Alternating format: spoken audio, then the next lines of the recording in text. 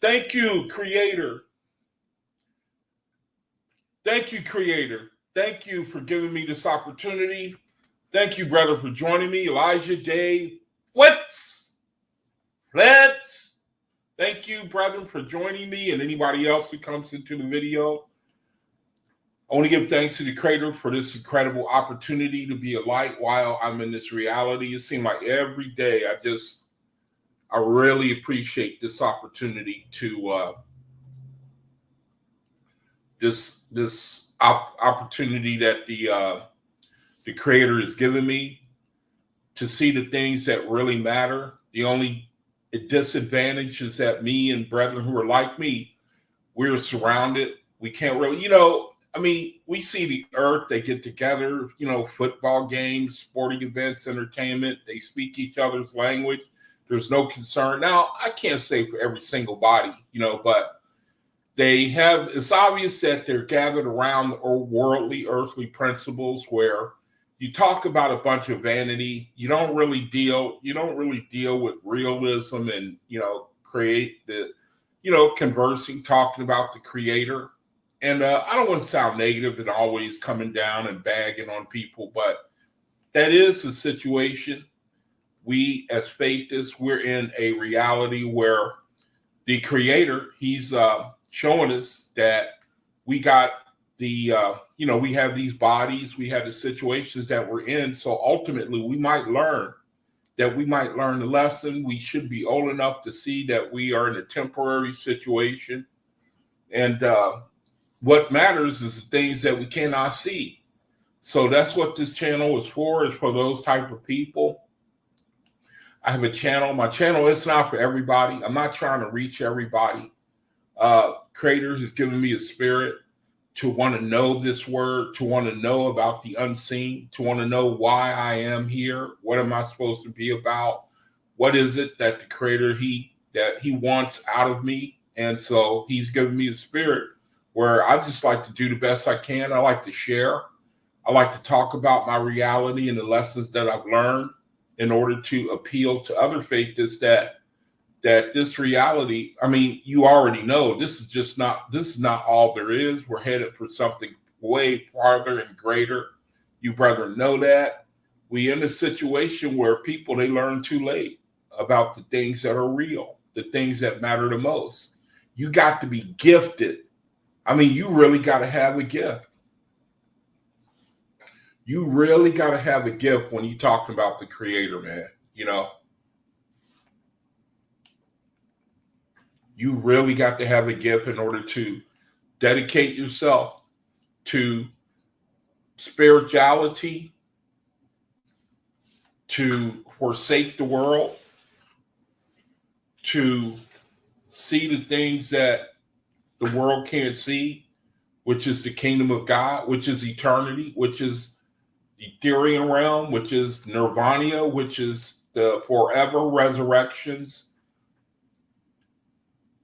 That takes it takes intervention. I'm sorry. I don't want to sound like I'm excluding anybody who may listen to this video. It's just that more and more the Creator, he's got me in a situation very stable, very regular, very routine. And it forces me to just consider the path that I have been on. That's the benefit of my situation. Creator, he's got me in a situation, a very, very blessed situation where I can dedicate myself. I'm pretty much problem free so far as I got the law running after me. I got, guys wanting to shoot me up. I got a bunch of bills and I don't have that situation. I'm not in that situation. That's why I believe that I've been given an incredible blessing.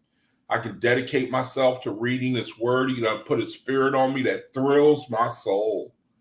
It's almost abnormal. The situation I'm in, I believe, to be able to read and the effect that it has on me is hard. I'm not saying the same is not for you, brother. I know it is. That's another reason why I say I'm really on top of the world. Because some people, you don't tap into who you are. You don't find yourself. You don't hit your stride. A lot of people like that, slaves in bondage, got to work, tries to survive, and then you turn around, you see your brethren, they're all afflicted and they're vexed and oppressed, and you can't like that either. I mean, especially as a faithist, I know that the Creator is not, I mean, he don't talk a lot in the OAHSPE about how he feel and, the sorrow and the empathy and that he sees when he looks at his children. But if he described himself as the Creator, as the Father, the all-present, and he created us, then he certainly got to have some compassion for those who are out of the way, as well as those who are in the way, in the path to righteousness. I mean, I could be wrong, man, but that's what I think. That's what I think the Creator is. I'm going to read some things where it shows, I'm going to talk a little bit about the Tetracts. I mean, as a faithist, I know that our desire is to be the people that he wants us to be. I think a lot of that is endurance. And we know that that life is very problematic, and it's not like the Creator doesn't know, but I think he gives us marching orders to, this is the way to the highest glory that you can ever experience. It's the road of affliction, it's vexation, it's spiritual attacks, it's all those things. I mean, we all know, you can look at America, even with the Tetracts in the world, you see where people, if they get a chance, they'll take the easy way, and you won't grow. You won't grow in your spirit, your maturity. Nobody, people love to take the path of least resistance. But when you look in the world and you see the people who are willing to go the extra mile, and they can put up with the, vicissitudes of life, they reap a reward. Only problem is that they may do it for this reality, So me being a former athlete at one time, wanting to win everything, that's really the spirit that's in people, who are like that. A lot of you brethren, you were athletes and you compete to win. You know how losing, which I was very well acquainted with, how much it stinks. And so I give credit to the Creator even for that. Playing sports, getting the hell kicked out of you all the time, couldn't even win a bag of marbles, but it served a purpose. It helped you to humble yourself. Don't try to think that, you know what I mean? Don't try to think anything of yourself like you were great. That's one of the biggest lessons I believe that I have learned. So Creator, he never really let me prosper playing sports. And I give thanks for that looking back. It taught me not to go after the world, really. But then it had a flip side because it made me not want to work for the world, Now I'm just saying, how the Creator, he used how he worked in my life to bring me to this point where, because, we read the OAHSPE and the Creator is clear. He wants you to understand, especially in this time that we're in right now. He letting you know that, like the scripture always talk about, the times of this ignorance God winked at, but now commandeth men everywhere to repent in Acts chapter 17. He telling you that he knew when he created man that man was going to need something to believe in. He was going to eventually mature to a point where the routine, the monotony of life, it was not going to feed his spirit. He was going to need something that he would always constantly be trying to figure out. The Creator knew that. That's why we're in the cosmic era right now. We've outgrown the old ways, the old traditions, religiosity in church, that form of spirituality. It can't minister to us no more. That's why the old ways, the Creator, he tearing it down. He don't put us in the cosmic era now. And you, brethren, got questions. The Creator, he can answer it. And ultimately, it should just lead us to the most simplest of all lessons, how you treat your brethren, how you deal with your brethren. That's really the ultimate lesson right there. It sounds like to me, because it seems like the creator, he got a kingdom and he going to put people, spirits in it who know how to get along with one another, who know how to emphasize with one another, who know how to act around one another, who know how to be mature. They not in it just for themselves. They don't, you know what I mean? Don't try to stand out. I envy a lot of people I see in the world, man. They got, this seems like you look at them and they're free of the tet rags. I feel that about you, brethren. I feel like I'm the one trying to catch up with you, brethren. Oh, I better say this before I forget. Friday, I'm going to check into the hospital. I think it's a good time for me to check in and get myself looked at. Don't know if they will admit me. I'm thinking they probably will. I have a situation in my life that I've been putting off for a long time. So I may be offline for a while so far as doing videos. I just want to let you brethren know that will be the reason. If it is the reason, then I'm going to title the name of my next video, I am in the hospital, and then I'm going to just date it for like the end of next year so that it'll stay up on the title and so that brethren can know what's going on with Guy Quab. I haven't seen him make a video or anything like that.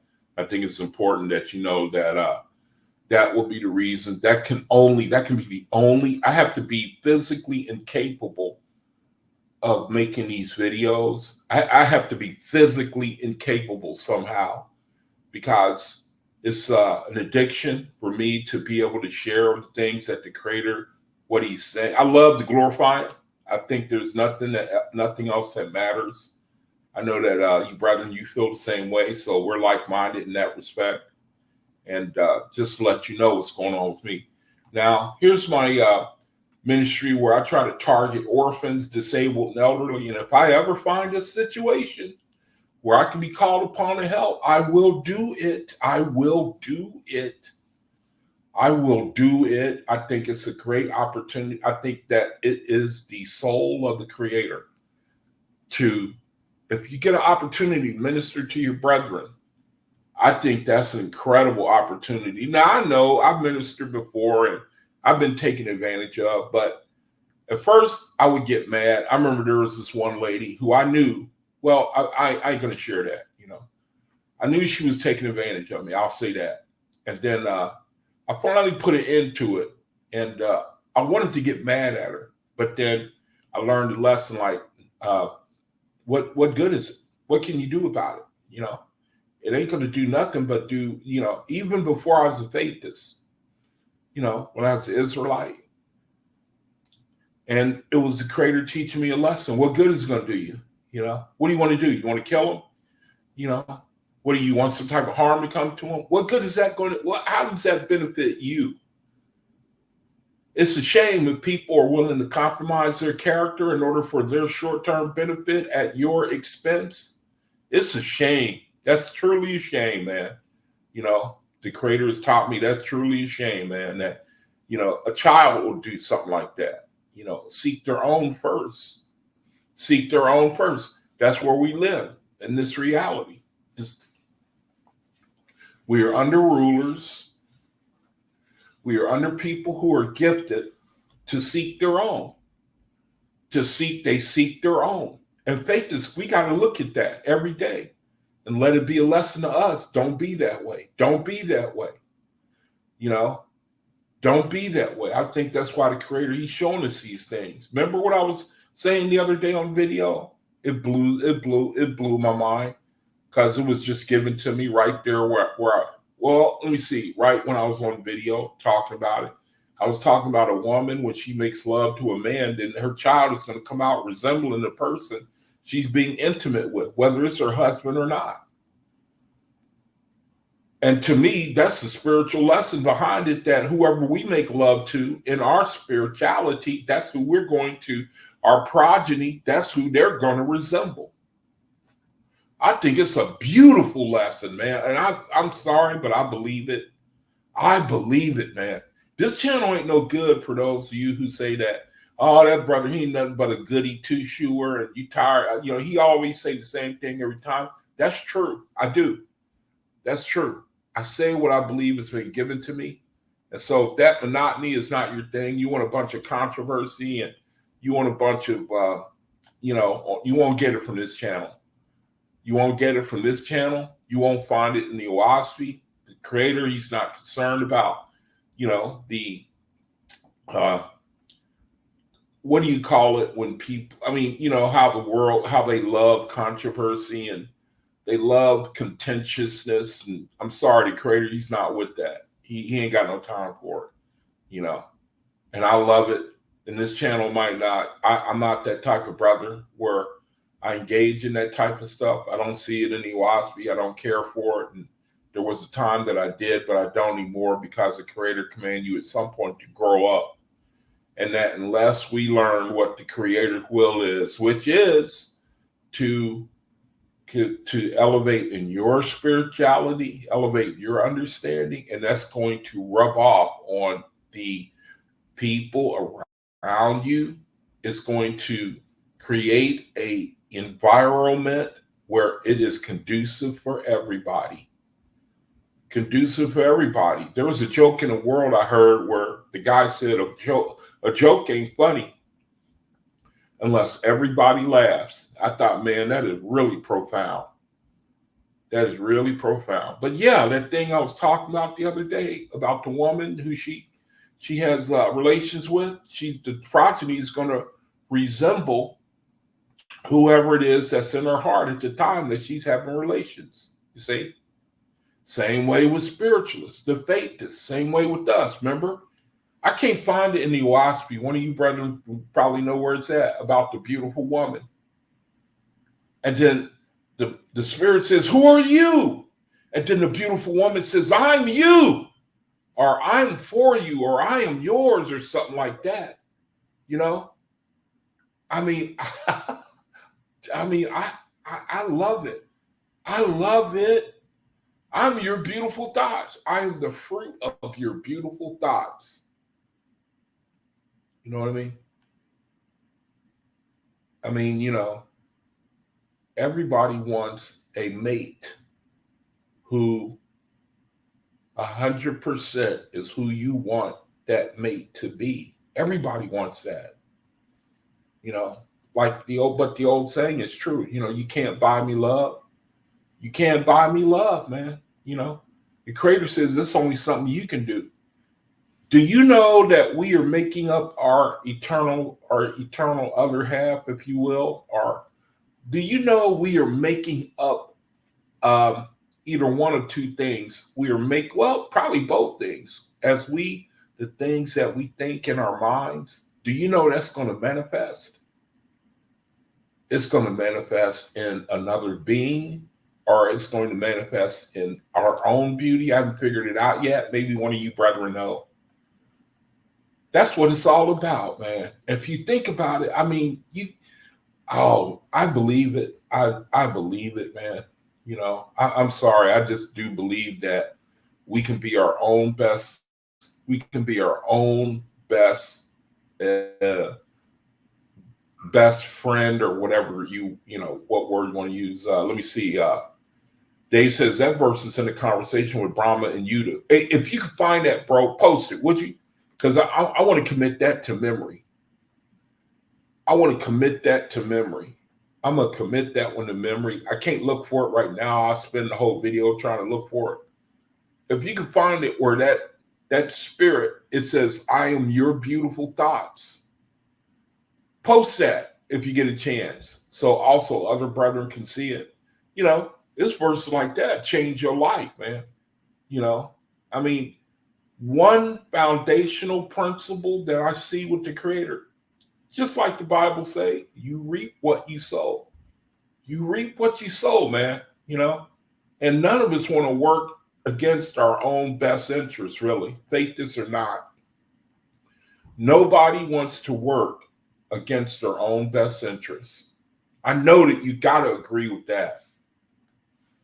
Now, I'm going to go ahead and show some, I like to show some verses that I share in my room and on other rooms too, where I should, introduce those in case anybody is new, and some rooms where if you're a faithist and you want to have fellowship, that Here are some rooms that you can join. They're in the description link. You can click on it and it'll bring you to the room, and then you can join it. And here's one room. And I recommend these rooms over my room.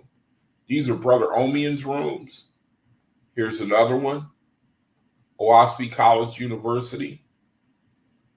You click on the link, you can join one of those two, or you can join both of them. And then here's my room. So here is something that I was talking about earlier. You all know about it. The Hebrew tetracts, man. You know, it's a good thing to remember from time to time. Oh, let me see. I did say about the hospital, right? I want to emphasize that I may be down for a while. I don't know how long. I am going to put up a video if they admit me, and then just give the information in the title, and so that brethren can know what's going on with me. I just want to emphasize that you don't think that, something is wrong, or, I just gave up the faith. And, I think it's important to let you brethren know what's going on, So here is a verse in the book of OAHSPE. Everybody knows it, but I just think it's so important. A lot of people in the world don't know it. We don't know what it is. Remember, book of OAHSPE, where it say, these are the inheritances of all men born on the earth. See? These are the inheritances of all men born on the earth.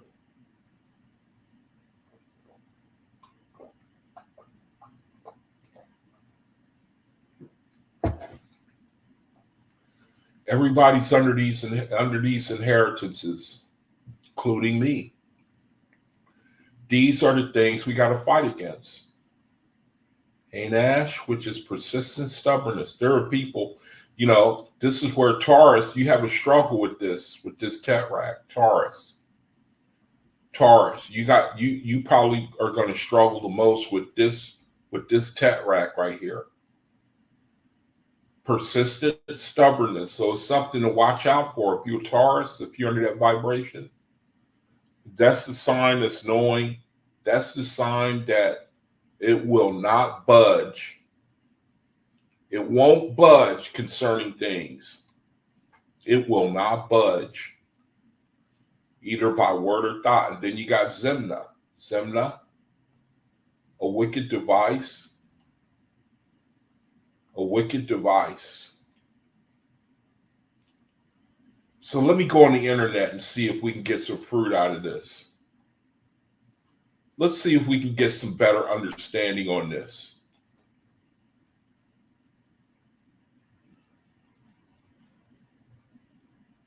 We might not be able to.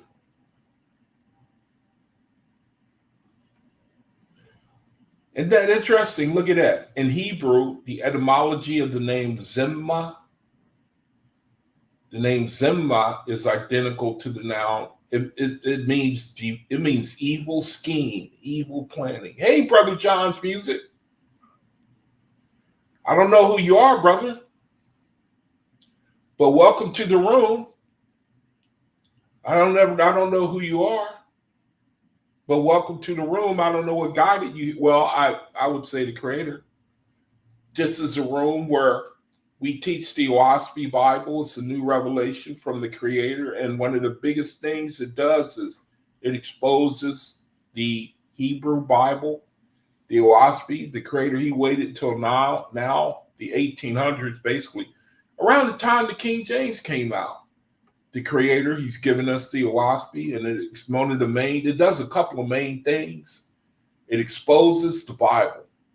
It exposes religion. And it tells us the difference between the Creator and gods. It also tells us what deity worship is, which can keep you out of hell, to put it simply. It can keep you out of spiritual affliction. So it's good to see you, brother. Let me put the link in the room. Because if somebody come in, I give them the opportunity to introduce themselves. And you can just tell us what, if you want to introduce yourself, if you're a faithist, if you've heard of the OAHSPE, You want to know more about it and you have questions, then there's the link right there. You click on it, you can come in. So again, welcome to the room. And I'll continue with the video. Now, we were looking at the Hebrew tetracts, and one of the words was Zema. Zema, it means wicked device, Zema. And we looked at the definition online. It basically means an evil plan or anything created for wickedness' sake. Zema, a wicked device. And that's something. These are the inheritance of all men born on the earth. These 7 tetracts are called. These are the inheritances of all men born on the earth. See, the Bible, it don't tell us stuff like this. See, that's why you can see the plan of the Creator was to give the Bible to the mass of men and other religious works, but they weren't always corrupted. At one point, they were righteous, but men, they have corrupted, or I would say the earliest righteous books, manuscripts. Men have corrupted these things. Even religion was initially established by righteous men. But when you get men and they see a power vacuum, what they perceive as a power vacuum or an opportunity to take power and control, then they'll go for it. Men of the earth will, if they see an advantage, if they see a way to prosper themselves, if they see a way to give themselves power and authority, they will do it. It's like the Creator, he baits, I wouldn't say he baits them, but he tests men. Like in this reality today, we look at people who they immediately make a beeline for political office because they know that they can make a lot of money. And the same in all fields, really. Even in medicine, and plus you got people in the world who are eugenicists, and meaning they engage in population decline, and it serves their purposes for materialism in the sense that, okay, let me give you an example of what I'm talking about. You probably don't know what I'm talking about. An evil device. Let me see, if I kill off this amount of people, then that'll be less people that I will have to be forced to give money to. I won't have to support those who can't support themselves. The government will stop taking money from me. So if I just get rid of these people, then that'll be less of a strain on me. It's called eugenesis. Sometimes it don't have to be for economic reasons. See, that's the type of evil, we live around. It's a tetracts, man. When you plan evil, and there's some people in the world who plan evil, and they are good at it. They plan a wicked device. Zema. You could come up with all type of scenarios. Here's the next tetract. It's called Ra. Ra. It's called delight in being bad. Delight in being bad. Now, I don't know how to say this because one of the things right here in the tetract is it don't want faith is spreading the evil report. That's one of the things that's hardest for me to do. I'm sincerely trying to work on that, where the Creator, he don't want you basically to say anything negative about anybody. And I agree with that. At this point, I'm not doing it. I'm striving. I'm trying to be better. We're going to get to that tetract. You see how high he sets the bar. See, we don't hear about these things in this reality. We don't hear. See, these things here, consider this again, man. It says these are the inheritances of all men born on the earth. That means we all under one or more of these afflictions. And the will of the Creator is to overcome them. And I'll be honest, man, I meet a lot of people in my daily reality. They seem to be, 95% of the way home so far as not being affected by the tech racks. I see a lot of people, man, they don't got a bad attitude. They return good for evil. They turn the other cheek. They take it on the chin. And they keep a good attitude. They don't compromise their character. They always engage. I mean, they're not corrupt. Well, we're all corrupt in one sense or another, but I just seem to believe that, there's people who are, man, they're way ahead. People of the earth I'm talking about. I'm talking about people who don't mention nothing about the OAHSPE and the Creator. He says, they're my people. They're my people too. They engage in spiritual characteristics. He says that's why my channel is not ever going to be, Sister prophesied and said it was going to blow up my channel. I can't agree with that. I mean, she may be right. I don't know, but I can't see it because the message I carry, I don't like to point to other people a lot. I still do it. I wish I wouldn't. I like the focus to be on you, whoever listens to me.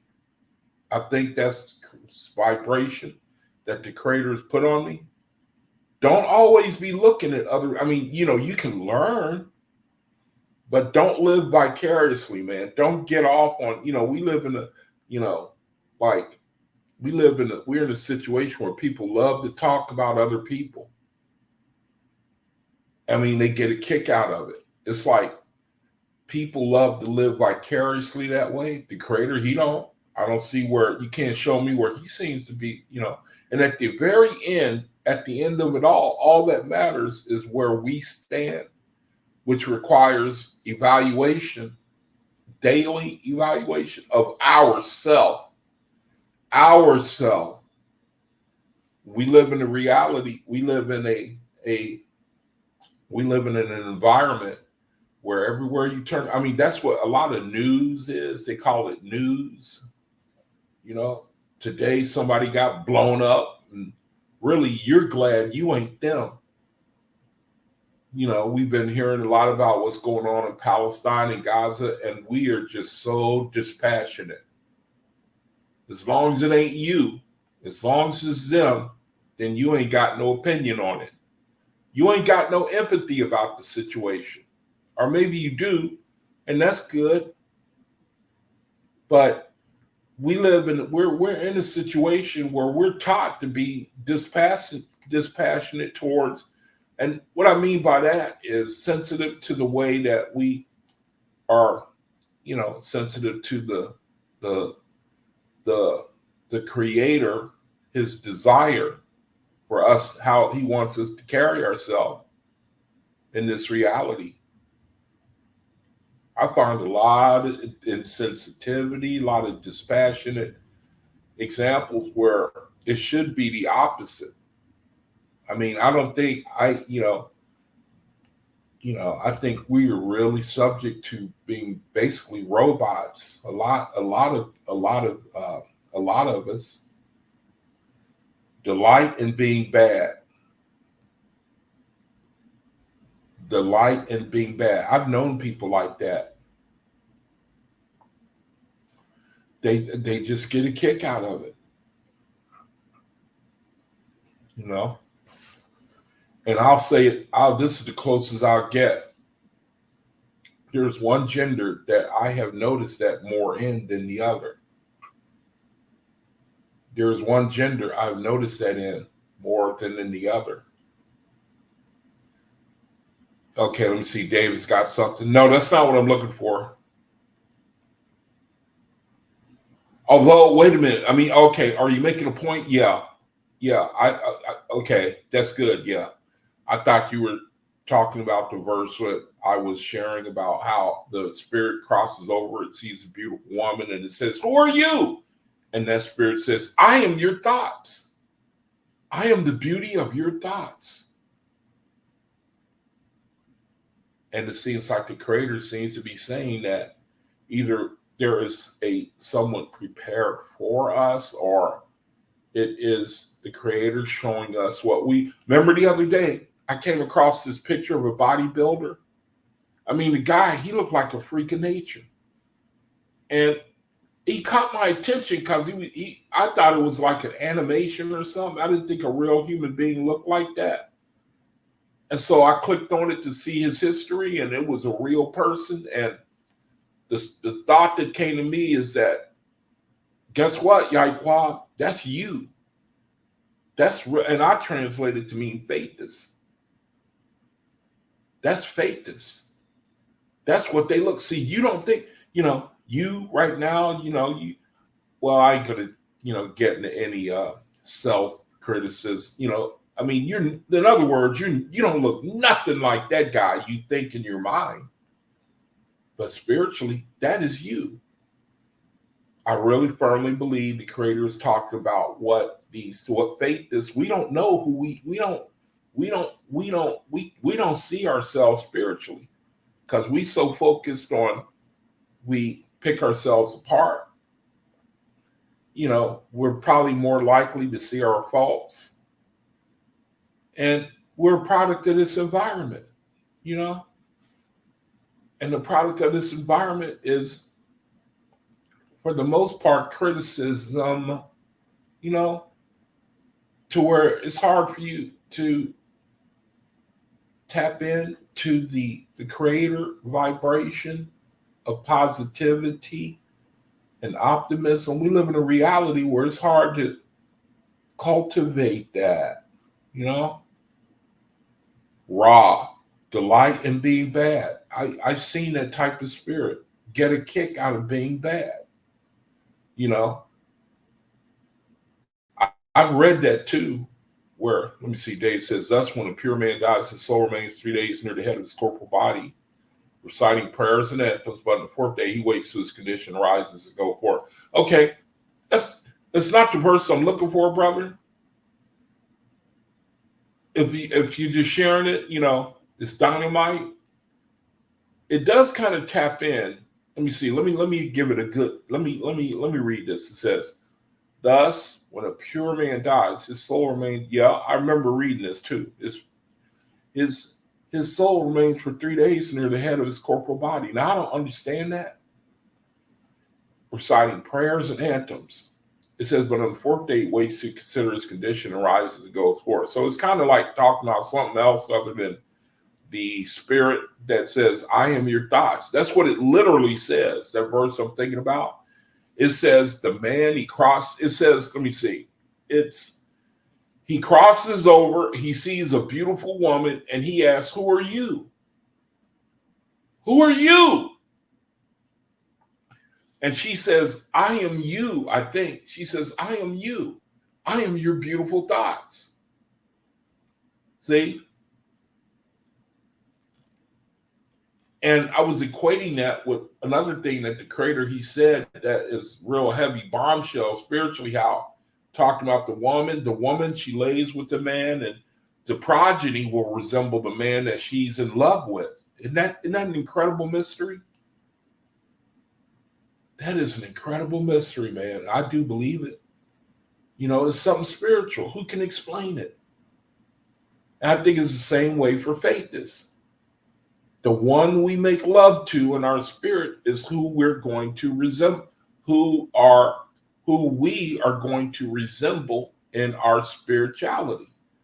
Now I believe that. Now, if you tell me, so it's really another reason to rejoice. It should be a cause of rejoicing. I don't want to sound kooky, but now I'm going back to Dave's other point here, the paradars.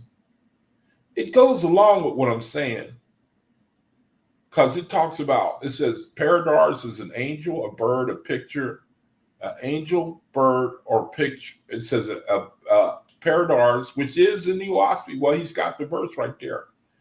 A angel, a bird, or a picture, or as one looking in a mirror sees himself.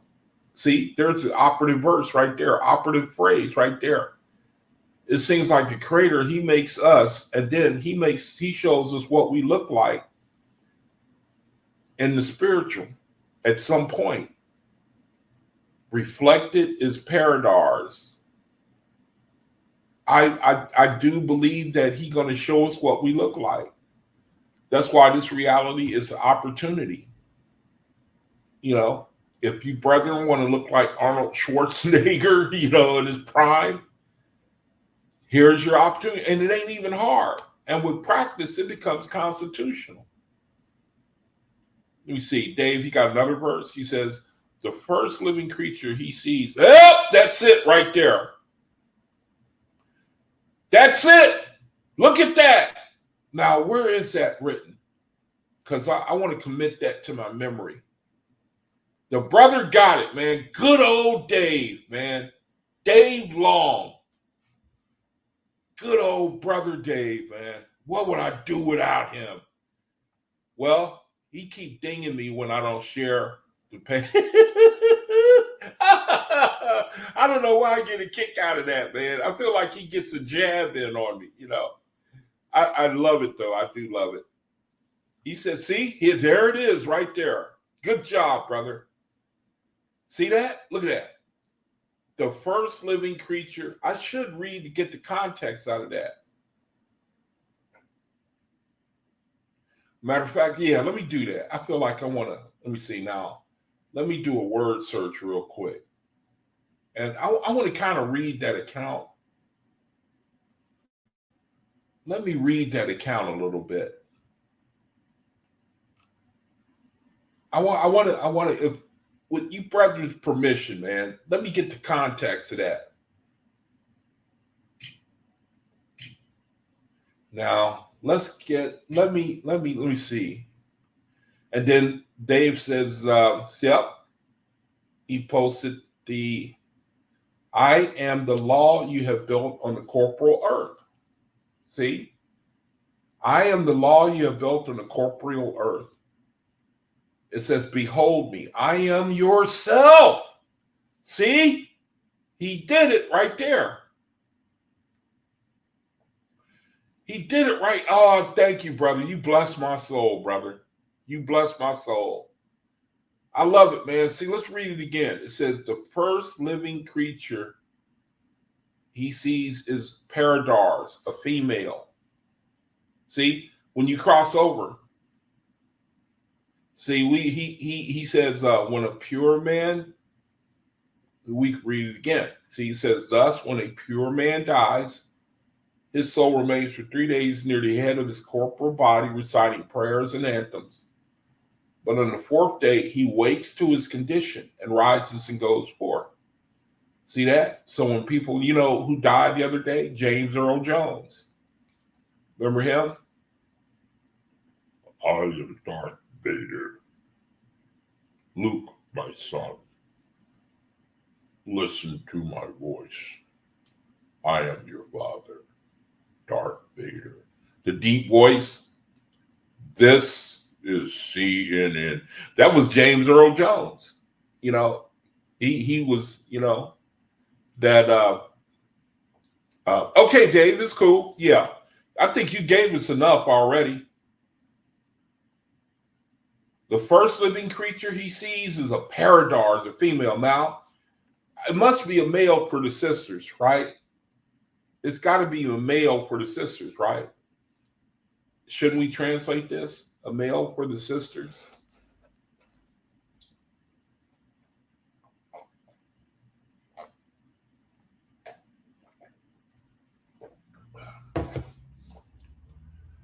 A flying person of great beauty. He salutes her, inquiring who she is. She answers him, saying, I am your own soul and good thoughts, man. Your good thoughts. I am your own soul and good thoughts. I am the law you have built on the corporeal earth. Behold me, I am yourself. And now you see your own self. I am most beautiful because your earth thoughts were beautiful. See? And there's the reference right there. It's book number 35 and it's M60. Thanks, brother. I think you've shared enough. I'm sorry, man. I just believe that that's a great thing, to know that so that we don't waste any time. You know what I mean? We don't waste any time practicing, taking our mind and practicing with it, rejecting the evil, replacing it with the good. See, if we're going to be here, man, on this reality, well, I can only speak for myself. I ain't wasting not a single second, you know. And then we talk about a beautiful woman and one shows up. It kind of trip, man. I'm telling you, I notice things like that. Hey, Jamia, love and light to you, sister. We were just talking about the miracle. We talked about the, about the formation of the spiritual. Good to see you. Dave says, I would think so. Male paradar for females. Yeah, female paradars for male. Yeah. I think that you got to reverse that when you read that, stuff like that in OAHSPE. So let me go back to the verse that I'm in my room. About time for the reading of the word. The 7 tetracts, man. See, just like we read the other day in the OAHSPE where the Creator said, once the evil is exposed, then we can kill it off. But as long as the evil remains hidden, you can't do nothing about it. Remember? Actually, that came from the Nag Hammadi. As long as the organs are concealed, the evil is let me see. It said in the Nag Hammadi is when the organs in the body are revealed, that means the person is dead. And it's the same way with evil. As long as evil is hidden, it is effective. But when it is exposed, then it is liable to dissolution. Once you identify it, then you can target it. See?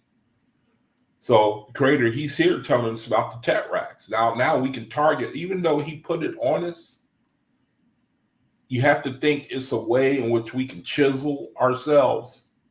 See? Now we can chisel ourselves. Now, a lot of people, I think they vibrate against this naturally. They're going to be beautiful, man. I'm sorry, man, but I would love, I'm under the vibration of Libra. We appreciate aestheticism, man. Beautiful aestheticism. Beauty. We got an eye for it, man. I'm telling you, we do. It just is what it is, man. Here the Creator is saying, I could digress for a second, but you, Brevin, you already, know what I'm talking about. There was always somebody you really wanted. You just appreciated them for your own. They had something that for me, a woman, and she might not be beautiful to anybody else, but she was to me. See, it was something about her. There's something about Mary, right? Remember that movie? It's a spiritual thing. They have got something that nobody else has, and you just have to have it. I mean, to me, that's just, breakdown of what we're reading here. You're attracted to her or him. Same way in the spirit.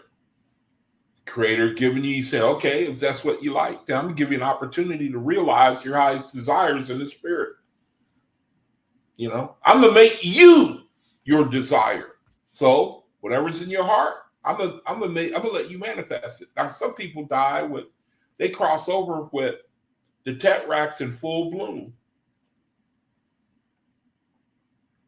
Now, you don't want to get down on anybody. You know what I mean?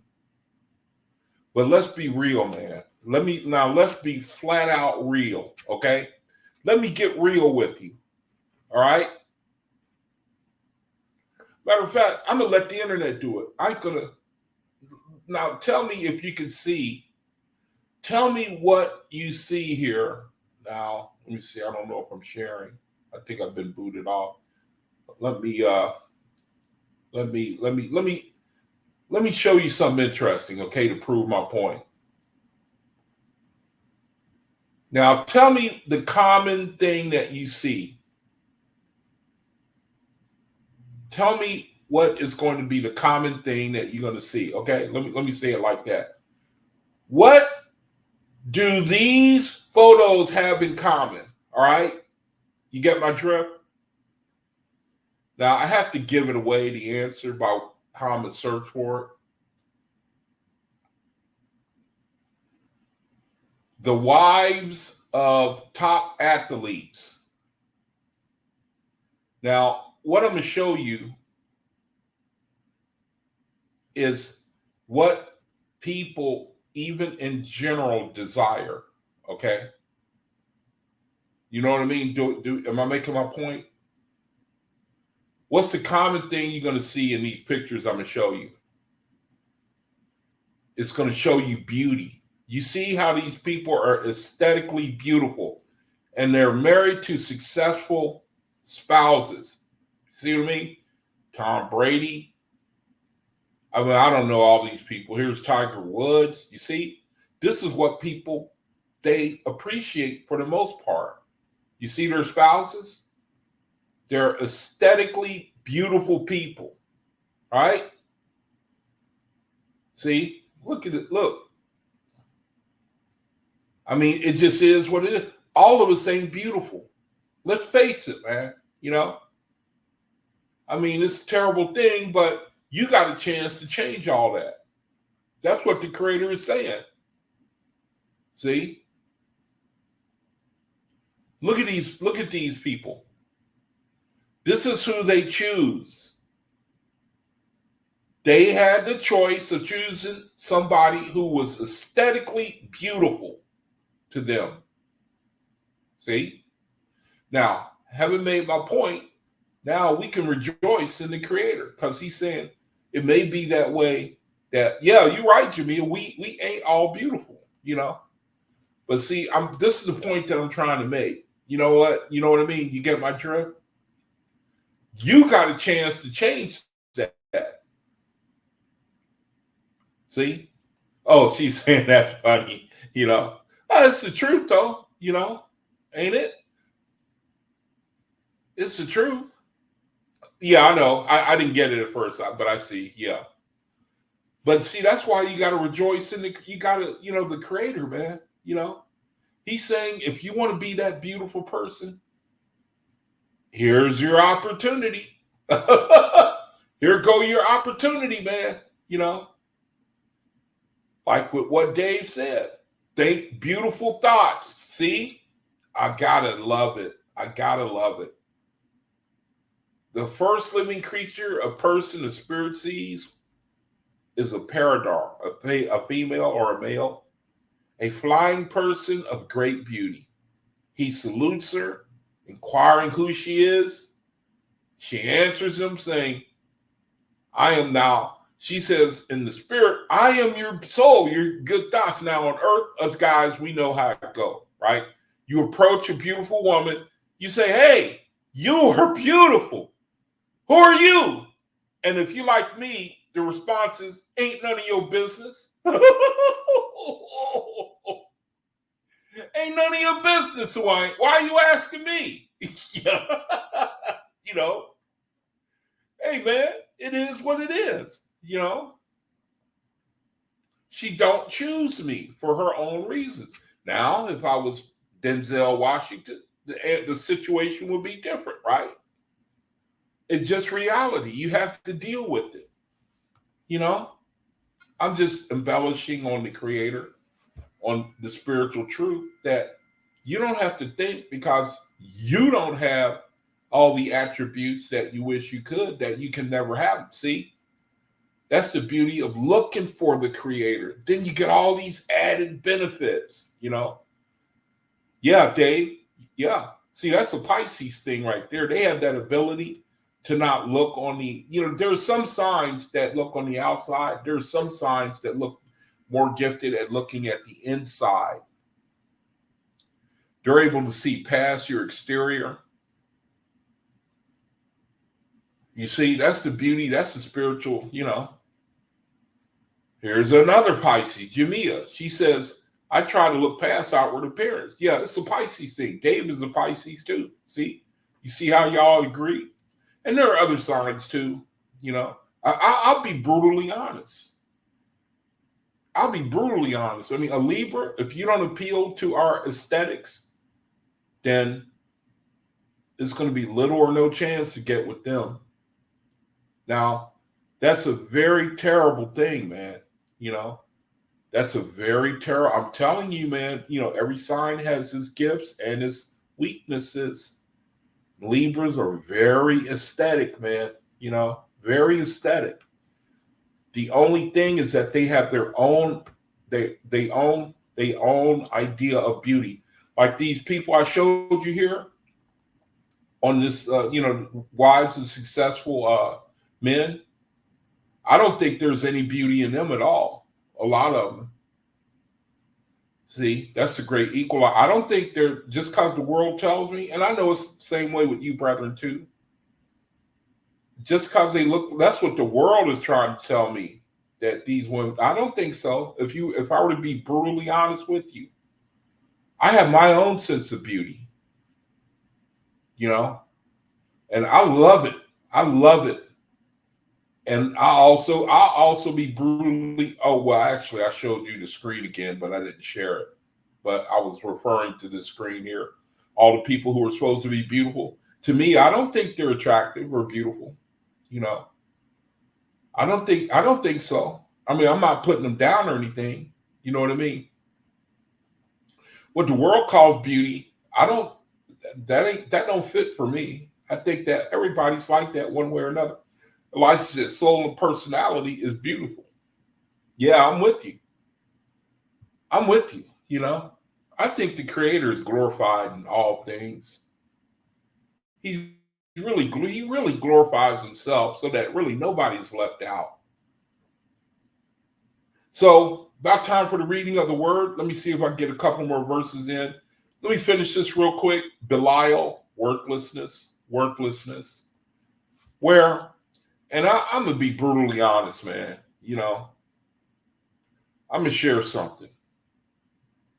I think a man, I'm going to get in trouble. Here's a warning. I'm going to get in trouble. I hope I don't. I'm probably going to get in trouble. But now I'm going to say it. Here's a Hebrew tetrad, Belial. I do not like men who lay up on women. In my soul, I do not like that. And I've seen that in my life where she even had a young child and a man was content to sit at home while she worked. I'm telling you, I'm sorry. That's a weak spot that I got in my heart. I cannot. I have to learn to change. I mean, it puts an evil spirit in me. I do not like that, man. I'm telling you the truth. Dave said many of the so-called beautiful people they've been taught that. They've been ministered to. They've been catered to. And then they get an entitlement mentality on them. You see? See there? Belial is worthlessness, man. I'm glad that's one spirit that my mom put on me. And I would say my dad, that my mom used to say, you as a man, you should learn to take care of yourself and at least one or two other people. Now, you get the principle. I mean, if you have a big family, you got to, take care of all of them. If you're a man, you should. I mean, both, the parents, but my mom being a Capricorn, her thing was personal responsibility. And her thing was, you shouldn't just be taking care of yourself. You should try to take care of as many other people as you can too. You should be a benefit to somebody. Don't just try to get, slick out everybody for your own advantage. It's going to come back on you. Avon, vanity and self-conceit. You're conceited, man. You're conceited. You can't see in all things, man. You have to be upfront. You see, that's vanity and self-conceit. You have to be at the front. Everybody got to look at you. You're conceited, man. Your only thing, and I'm guilty of that too at times. I'm trying to get rid of all these things, man. I truly am. Dibba, slander, and reporting of evils. See? You getting off on gossip, you know? They did this. Did you see what they did? You know? And Satan, you want to be a leader in all these respects. See? And that's what a lot of it is. It's always some entertainer that want to outdo the other one. They heard that this guy did something crazy, you know? And then they turn around and want to outdo him for the sake of attention, you know? I remember when Dennis Rodman, and his mom died the other day. Dennis Rodman, have y'all heard of him? Here, let me show you real quick who Dennis Rodman is. You're going to immediately notice him. Dennis Rodman. See, look at this guy, man. You know, I mean, now I found out the reason why he presents himself the way he did. He had an insatiable need for attention. He needed attention. See, look, you know, and he would do a lot of things to bring attention to himself. And a lot of them things included a tet rack.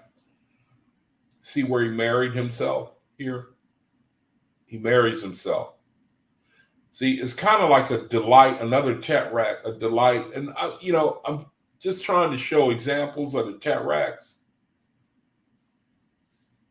A delight in being evil. I mean, this is what it looks like.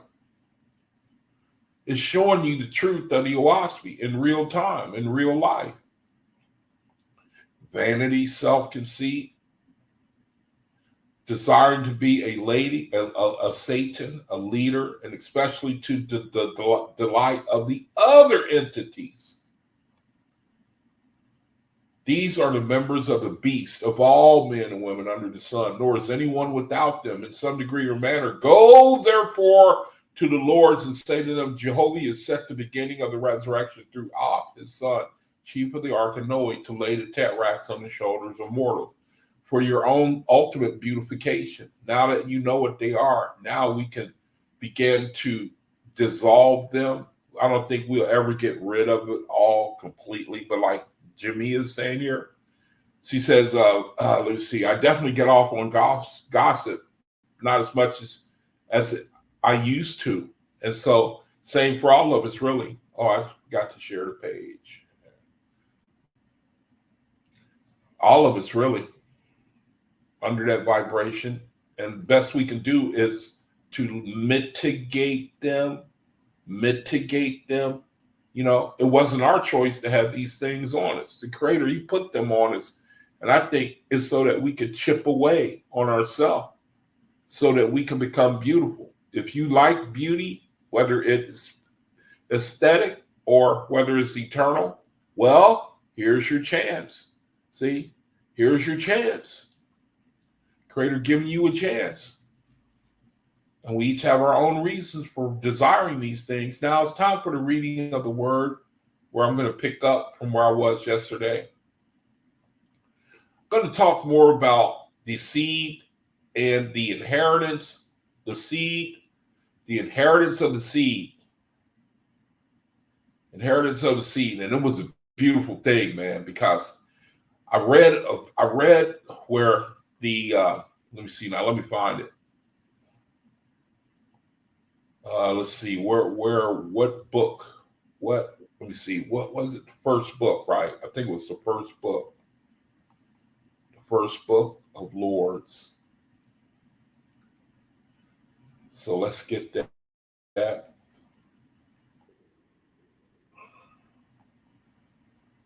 First book of Lords, I pick up where I left off.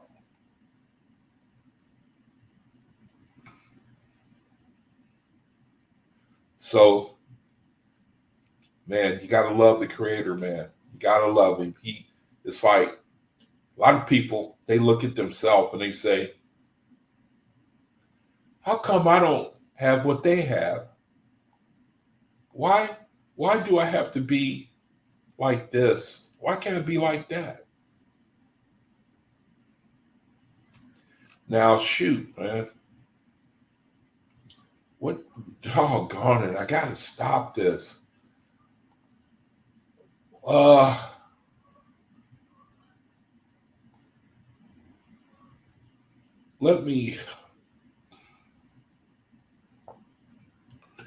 forgot where I left off at.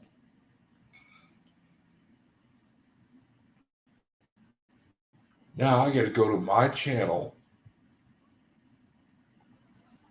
and see where I left off at. I was in the seed inherits everything right here. And let me see where I left off. Okay, I left off at 11th book, first chapter. All right, got it. 11th book, first chapter. 11th book, first chapter. All right. Sorry, brother. I didn't put it in my mind where I left off. Now I got to embarrass myself and go looking for it. So let me get that. Oh, well. Isn't that, sister? Good to see you. Good to see you. Good to see you. Good to see you. Good to see you. Thank you for joining us. 11th book. All right. Let's go to the 11th book. I'm trying to find the reading. I ended up forgetting about it where I was, so I had to go back and look for it so I could pick up where the reading. Okay, we left off here in verse 58. So let's go back to that real quick. Right here. All right, make it bigger. Start the reading of the word. All right.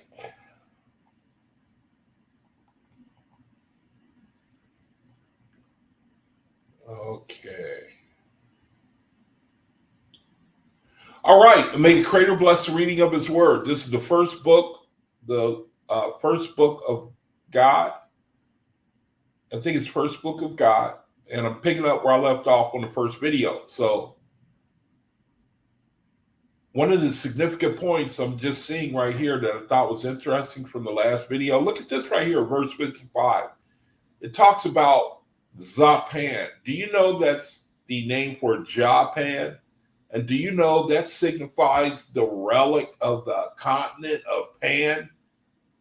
Meaning it was part of the continent of Pan, Japan. How do you like that, man? Zapan, it was called. Japan. This was a part of Zapan. Isn't that something? That was a part of the continent of Pan. Japan. Japan, the OAHSPE says. Isn't that beautiful? Japan was a part of Pan, Waga. And it lay to the north where the land was cleaved in two. Japan. Oh, verse 56 says, and the Lord said to them, behold, 8 Idan shall come to pass, and in that day you shall be like a key to unlock the labors of heaven. For all people you shall be reckoned the oldest in the world, the Japanese. Until I come and unlock the sea, you shall remain an exclusive people from all tribes and nations. Meaning that they were until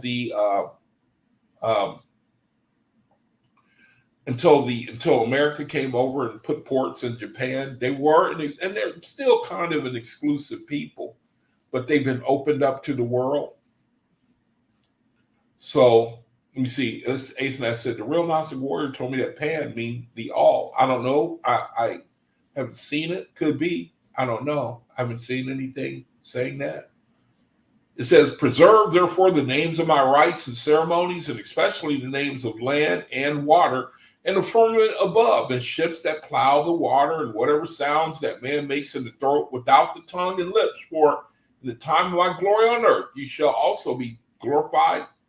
Preserve also peace, righteousness, and industry, for you shall be a testimony in a later time of the presence of my hand, of the Great Spirit also. Thus was Japan settled, and it continues to this day. Now, something interesting here, the way they speak, the Japanese, it says whatever sounds that man makes in the throat without the tongue and lips. In other words, that's the language of Japan. That's the language of Japan. When you don't use the throat and you don't use the tongue and the lips.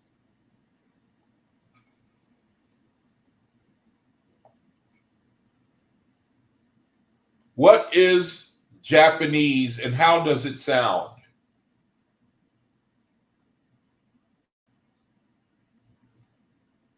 Pronunciation. Japanese symbols are made up of consonant and vowel, and some sounds are made with only vowels or semivowels like hwa, W. The word inoi is pronounced in four syllables. Now, let's see. Let's see what Japanese sounds like.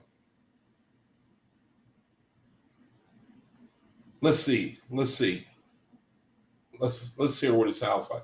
Now, the OAHSPE said where you don't use the throat or the lips. I don't see how you can do that, but let's see.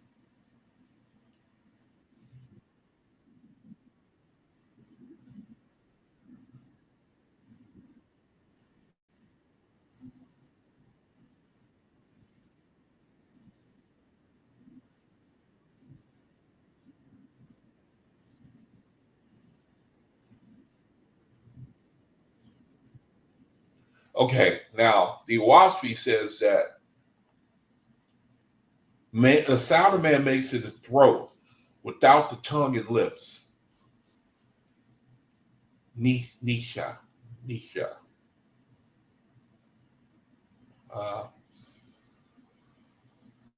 Ishi, Itsu, Ni, San, He. Okay, I can see it. Well, the creator, he's breaking it down. That's Japanese. You don't use the tongue and the lips or the throat. It says, for in the time of my glory on the earth, you shall also be glory. Talking about the Japanese, it says.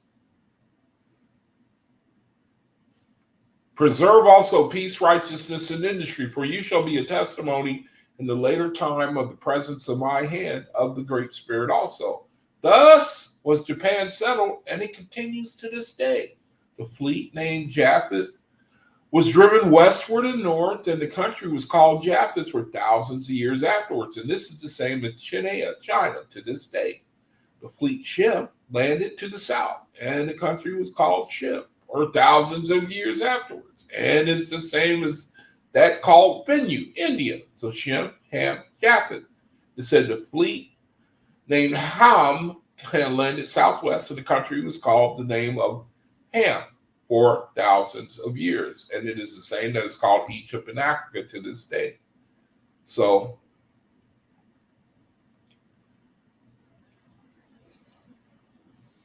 globe of the world. So Americas are not listed.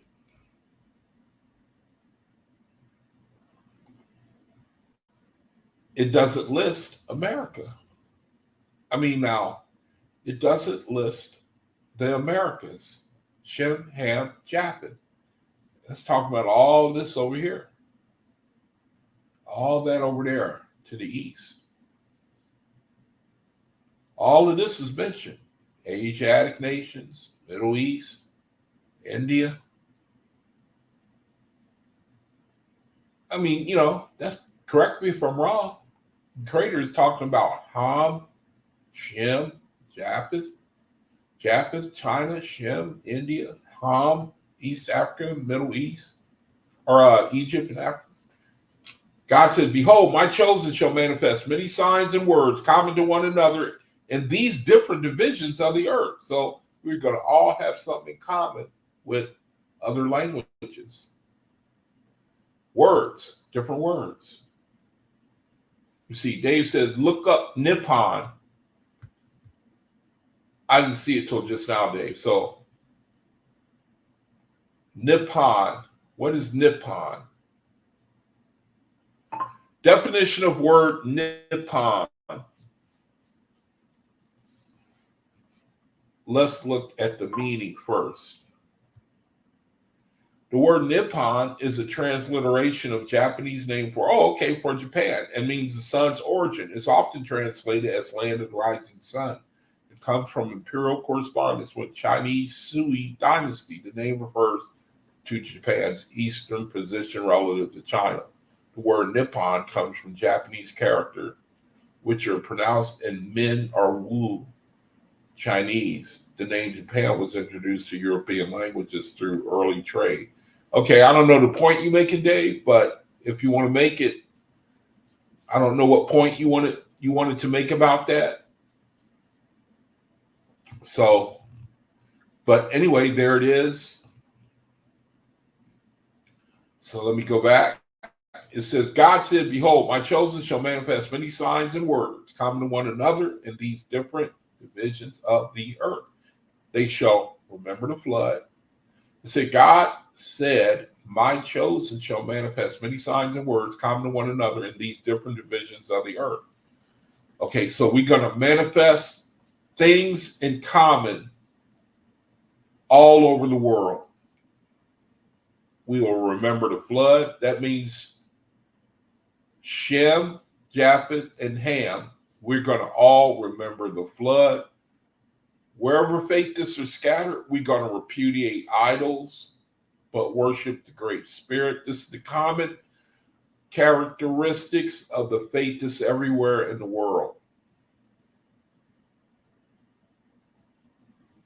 They shall repudiate idols, but worship the Great Spirit. They shall have the crescent. Now, the crescent, what is the crescent? The crescent, that's like what they do in political governing bodies, the way they set up their meetings.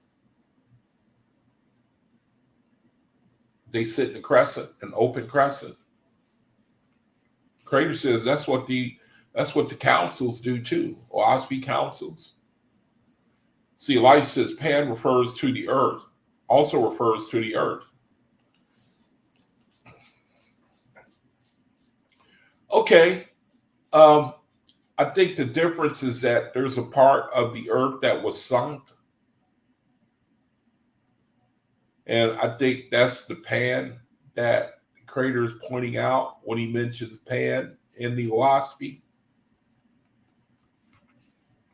You know, I could be wrong. I don't know if that's what you're referring to, Elijah. It says the faithists all over the world, they shall be circumcised. Now, that's an interesting thing there. Does it mean literally? Does it mean physically? Carry the mark of circumcision? Or does that mean there are some faithists who are not circumcised? Are there faithists who are not circumcised? Does he mean spiritually, meaning they'll be cut off? They shall remember the 7 tetracts, Diva, the enticing evil, Ra, the flesh evil, Zimna, the joking evil. Zimna, the joking evil. You know, I'm just joking. Belial, worthlessness, Avon, vanity, Anash, delight, and destruction. He's saying the faithists, they're going to know about these things. Satan, a desire for leadership, which is the captain of death. In other words, you want to be out front. You know, you separate yourself. You make yourself distinctive from the rest of the same group.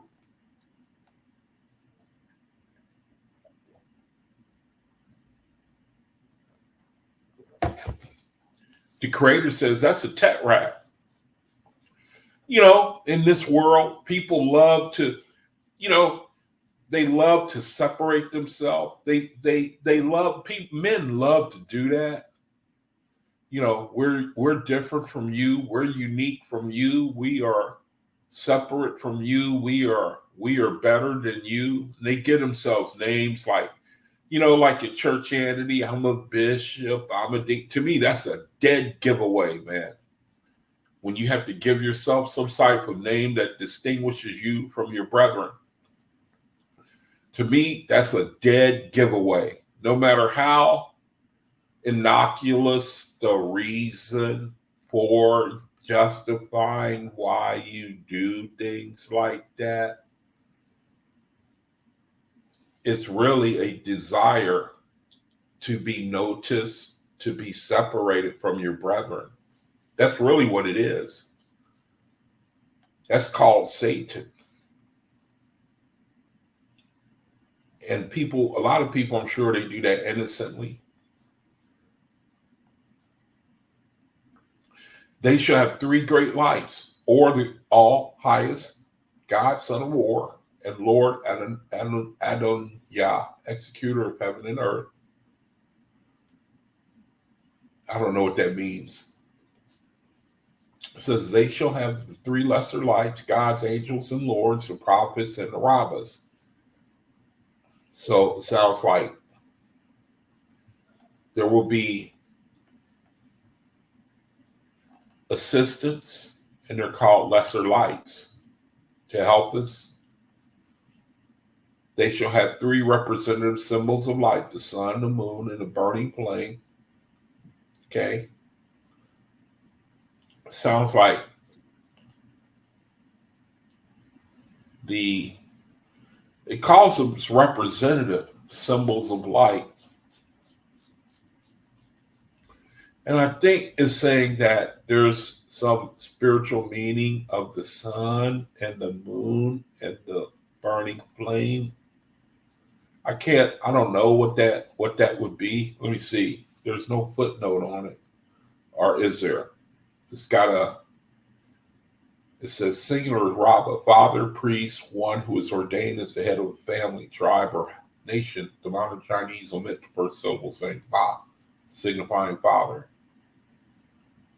Okay, talking about this right here. The faith is that in common we'll have rabbis, a father, a priest, one who is ordained as head of a family or tribe or nation. Okay. They shall have three representative symbols of light. The Lord said, my chosen shall use these lights as signs, symbols, as lights and symbols, signs and seasons, and all the divisions of the earth where I created them.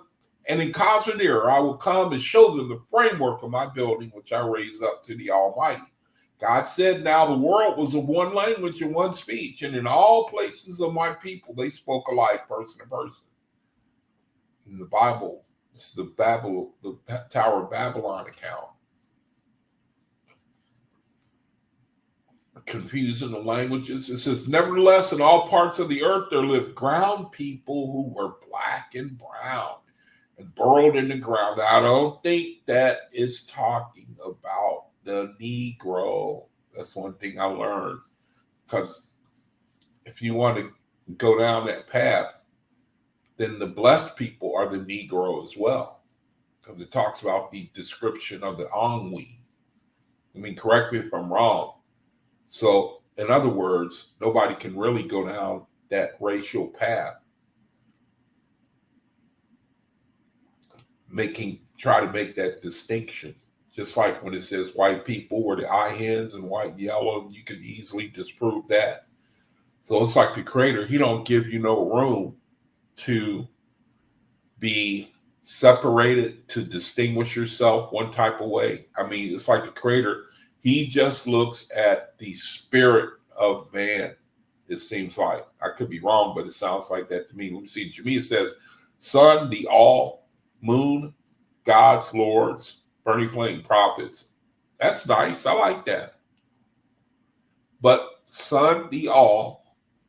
I like that. You guys like that? Moon, God's Lord. That makes sense. That makes a lot of sense, man. You know, he said, these shall have three lesser lights, talking about the earth, talking about Thetis. They shall have three lesser lights. Now, is the all high or the God a lesser light? Can we translate what Jimmy has got here to mean the sun, meaning gods, and the lords and angels, meaning moon, and then the burning flame, meaning the prophets? Can we look at it like that? She has the sun as the all, but how would that fit with verse 70?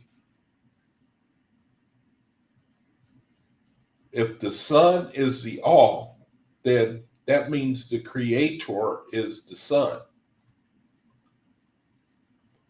See? So I think that is something else. I'm proposing that maybe the sun is, now, I don't know. I until I hear other, what you brethren think, I don't think I'm going to be able to make a good conclusion. But I don't think that the sun is being the all. I mean, it could, if you think about it, I see why the sister makes that point when you talk about using the sun as the center, as the catalyst of all things in a cosmological sense, then that makes sense. So, I mean, you can agree with that. I see where she's coming from. So it says, nevertheless, in all parts of the earth there lived ground people who were black and brown and burrowed in the ground, and they had long arms and curved backs and were naked and not ashamed, for which reason they were called the Droogs. Said the Lord spoke to the chosen, the eye hid, saying, behold the earth, I give it to you to be yours forever. Do not mingle with the Droogs, for they are without understanding, and they're not hearers of everlasting life. Yeah, that brings up another question. Everybody is not destined for everlasting life. And my understanding was that everybody, either that they will ascend, but the Creator is saying everybody doesn't. If we, it seems to say here, there are people who they will be without understanding, incapable of everlasting life. They're not hearers. It says, now many inquired of the Lord, saying, if these, here it is right here. Oh, okay, this is the reason for the reading. It's right here. Okay. And then it says, now many inquired of the Lord, saying, if these having no understanding are not hearers to everlasting life, how shall it be with our children who die in infancy? The Lord said, this is a matter of the seed, not of learning. How do you like that? Whoever is born from my chosen shall inherit my everlasting kingdom. How do you like that? This is a matter of seed and not of learning, the Creator says. Let me see. Jamia says, no, maybe you're right, because the sun we see, I believe, is a local sun, not the great light of the serpent. That's interesting. That's very interesting. Very, very, very interesting. Yeah, let's see. No, maybe you're right, because the sun we see, I believe, is the local sun. Okay. Yeah. A local sun, meaning the solar system. Well, you have to think on that one. I see what you're saying. If you're putting it in the context of the cosmological and the order, because the sun we see, I believe it's a local sun, not the great light of the serpent. Interesting. But the serpent is the head of it is the head of the serpent is the sun. Right? The head of the serpent is the sun. The sun we see, I believe, is the local sun, not the great light of the serpent. Are you saying that there is a local light of the serpent and separate from the sun of the solar system? Because I always thought that the sun was the head of the serpent. And, it makes that spiraling on the roadway of the atmosphere. Yeah, the earth does have its own sun, but is the OAHSPE saying that the sun that is the head of the serpent is something different? You know what I mean? Is there two suns? The serpent's body is made up of planets. They follow the sun in its trajectory. Well, not trajectory, but in its path. The sun makes that spiraling motion. And the planets follow. Jamia says, just like Earth has its own moon. Yeah. Well, I don't know. Maybe if other brethren chip in there, they give their understanding is the understanding of the sun being the all and the moon being God's and Lord's and burning flame. Yeah, the stars we don't see change. Or the stars we see don't change, right? I don't know. I can't. I seem to think the sun is the head of the serpent right now, and planets, they follow its orbit, spiraling to wherever as it spirals. That's another good question. The sun, the serpent, started somewhere and it ends somewhere. I think that we're 75,000 years into the pathway, the travels of the serpent and the solar system. Is that correct? I can't say right now. I'm not there yet.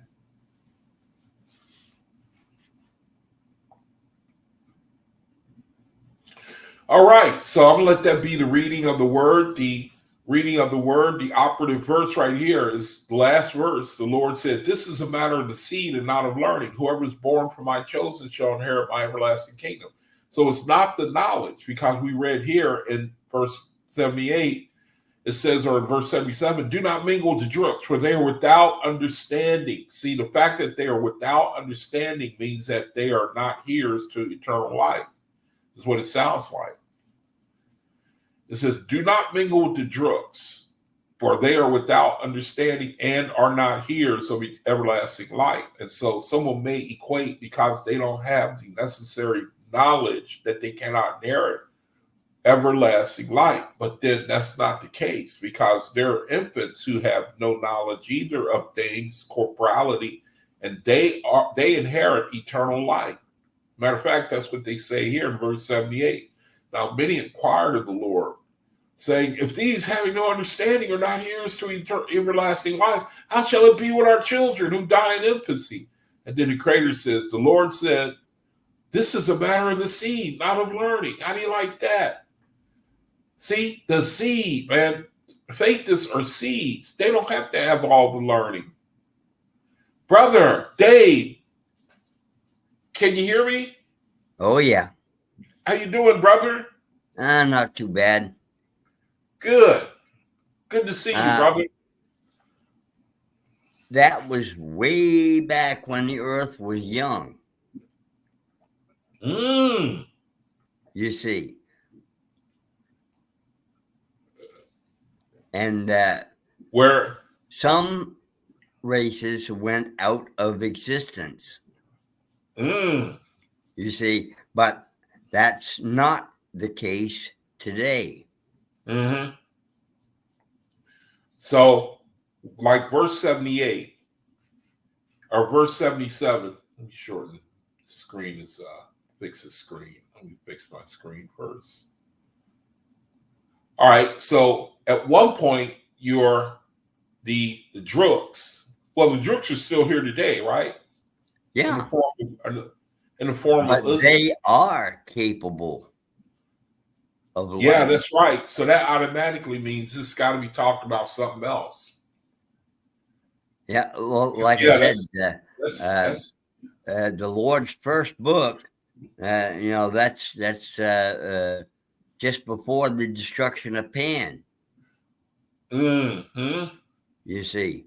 I see now. So it's the Drooks are not here today. Now, after the destruction of Pan, right? See, I think it was in, right after the next, I'm not sure whether it was Apollo or Thor, but anyway, some of the eye hens got together, and some of the drucks saw them, praising Creator, right? And they had a little conversation, and the eye hen, they told the drucks, "Well, we're dancing to Creator," and they said, "Who's Creator? We can't see him." And then they keep going on, and all of a sudden, the drucks start to understand, about the unseen, and they start pondering on their own spirit, right? So this raises them up to a spiritual level. You see what I'm saying? And therefore, when they start thinking on spiritual terms instead of just material terms, that ignites that spirit within them. So their understanding was unable to become here to everlasting life. Yeah. Not the But individual. once they received that understanding and pondered on it, right, then they were capable of everlasting life.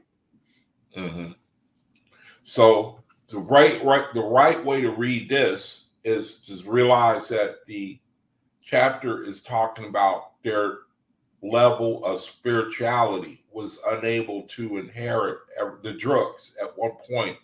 Their understanding was unable to inherit everlasting life, which means that they were of the seed, but at that point, their understanding was not able to inherit everlasting life. Correct. So the Creator is saying that it's according to, I mean, you cannot understand, but it doesn't mean you're not part of the seed. Correct. Interesting. Now you see, when the eye hens and the drucks mingled, you see, that rose the drucks up. You see.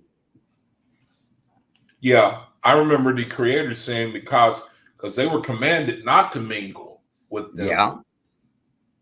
But there were times when they were commanded to mingle or allowed to mingle.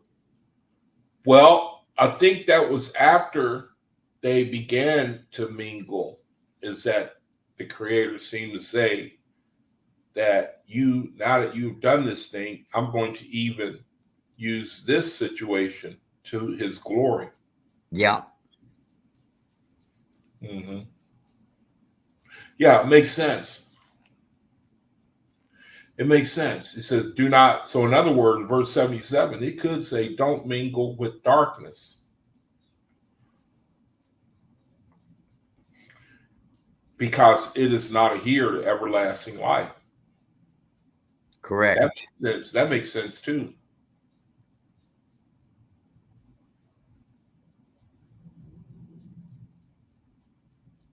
Now, many inquired of the Lord, saying, if these having no understanding are not here, so everlasting life, how shall it be? See, now let me see. I think I got a problem here. Let's see. Now, if everybody has the seed, then the verse is of no consequence. I mean, it's not. Now, let me see. I seem to think there's a problem here. Now, if everybody can't be the seed, then. Now, that's talking about people. But if drooks represent those who are not Betas and they inherit eternal life, then nobody's left out then. Does that make any sense? Yeah, well, what I'm saying is this was after the sinking of Pan, right? Now, before the sinking of Pan, remember, they kept coming back and mingling with one another. Then they got rotten in the head with Katara, right? Remember that? All that? That was like, what, a day or two ago in your lesson? Right? And then when Af came and sank Pan, you see, that removes all that. It was like a, how did they put it? Like a wound. They got like a limb that got cut off. You see, then cauterized.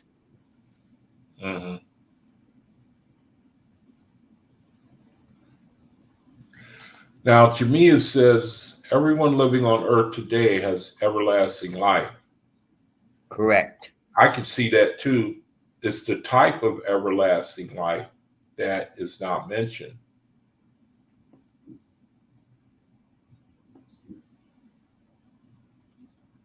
You agree with that? It says the trucks had no understanding and once had understanding and understood, and they had the ability of everlasting life. Okay, but yep. That's the type of now to me it says everyone living on earth today has everlasting life. But the problem is the type of everlasting life. Would you agree? Yeah, they're going to learn sooner or later, no matter whether they got captured by a false god or whether they're earth wandering. Okay, that's what I was gonna address or ask next. Yeah. Now they may do that for a few years, 100 years, 1,000 years or more, but they will eventually be raised up. Now, what's wrong with being a wandering spirit? Well, you're not looking up to the higher heavens. You're trying to go back to the earth where you were. What's wrong with that? Well, nothing inherently wrong with it, but don't you want to progress instead of degress? Don't you want to progress instead of stagnate? I do, you do, but people ain't logical. Well, they get logical after they've been around the earth. I don't know how many thousands of times, seeing the same sights. That's a great answer.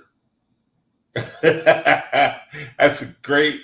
I wanted to play devil's advocate to get to the meat of the thing. Yeah, that's great. I mean, I don't know. It make you wonder, man. If people don't do it now. You seem like we care about ascending, mature, spiritual elevation.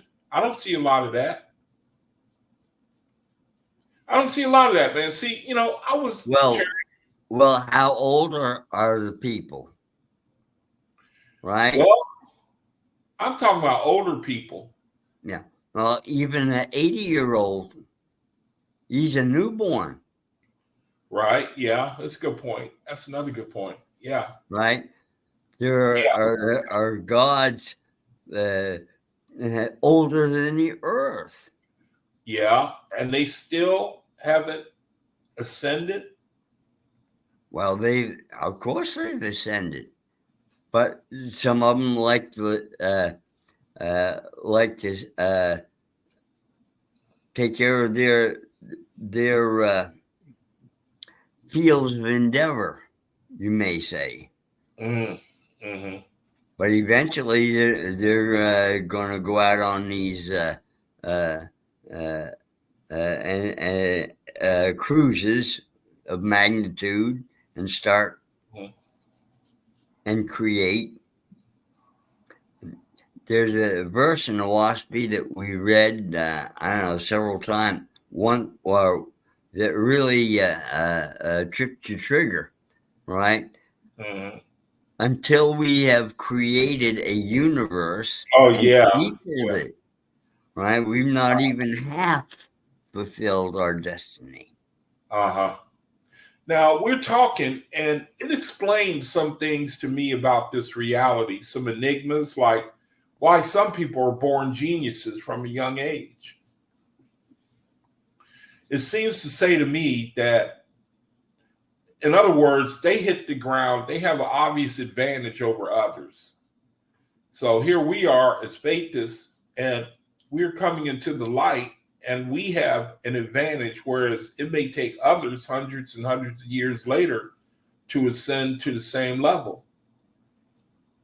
I think that what I'm trying to say is that, well, if we are able to receive the light, to put it another way, and we have that ability to consider our eternity, we benefit from it because we're able to, well, is for some reason or another, the Creator has allowed that seed that's in us to begin to germinate. I mean, that's like the mystery of mysteries right there. Who can explain why that is? But we live in a world where it may take other people, I mean, as you were saying, hundreds and hundreds of years before they decide to wonder about something other than the situation they seem to be stuck in. Because I remember where the Creator, he said, if they don't receive me on earth, then they do not receive me in heaven. Now, do you recall that? Oh, yeah. So it's like he seems to be saying that. I mean, I don't think he's saying forever.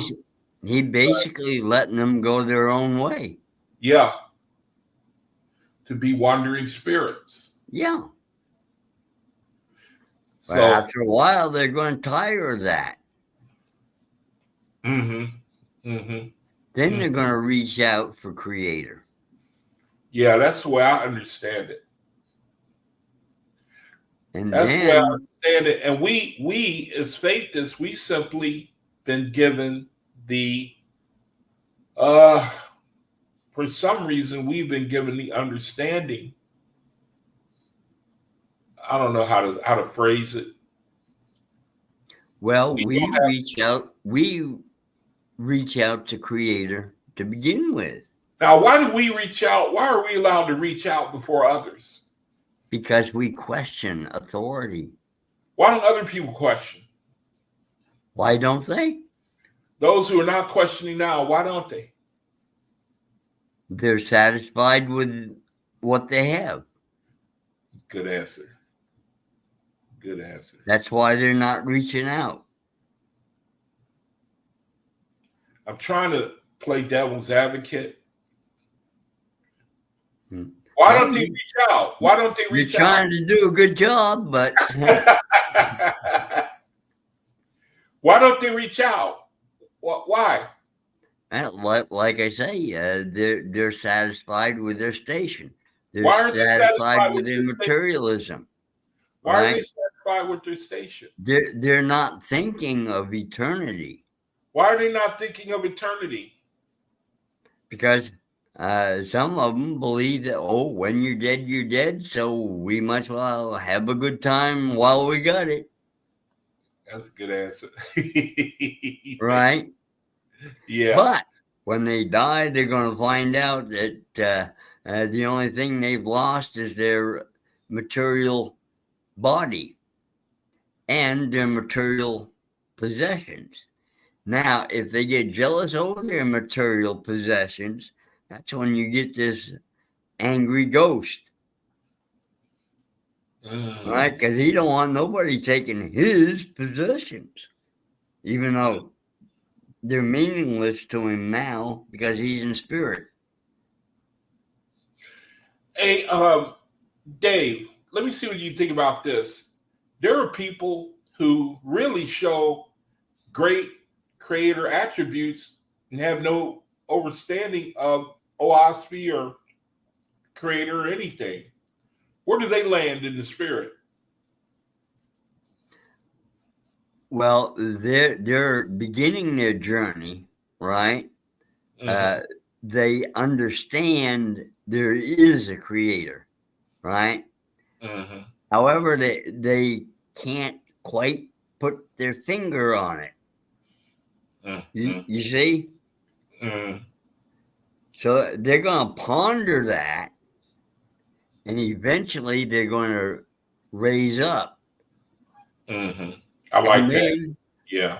When they do that, then God's holy angels, right? His host can reach down and give them a hand up and start to teach them. So all a person's got to do is change their mind. That's it. That's all they got to do is change their mind. But some people are so stubborn they don't want to change their mind. Well, you've seen that with who was that fellow you said? Ray, was it?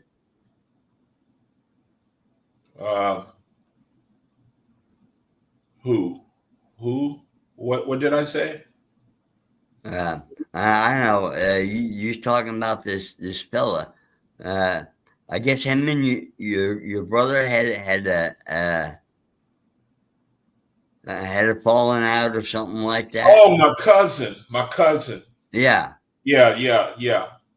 He's oh, that's stubborn. a good point. Yeah. And he ain't going to change his mind. He's going to do what he's going to do. Yeah, that's a good answer, man. I'm telling you the truth. I don't think I'll ever be able to figure it out. I don't think I'll ever be able to. I think I'm asking questions that I just cannot ever get the answer to, brother. It just makes me, it just confirms to me that I'm in an alternate universe because I expect everybody to be such as myself, so far as being able to see the creator to attain to his voice, but that ain't true. I know it's true. Not everybody can see the creator. That they've got to have a seed of spirituality. That is the truth. That is.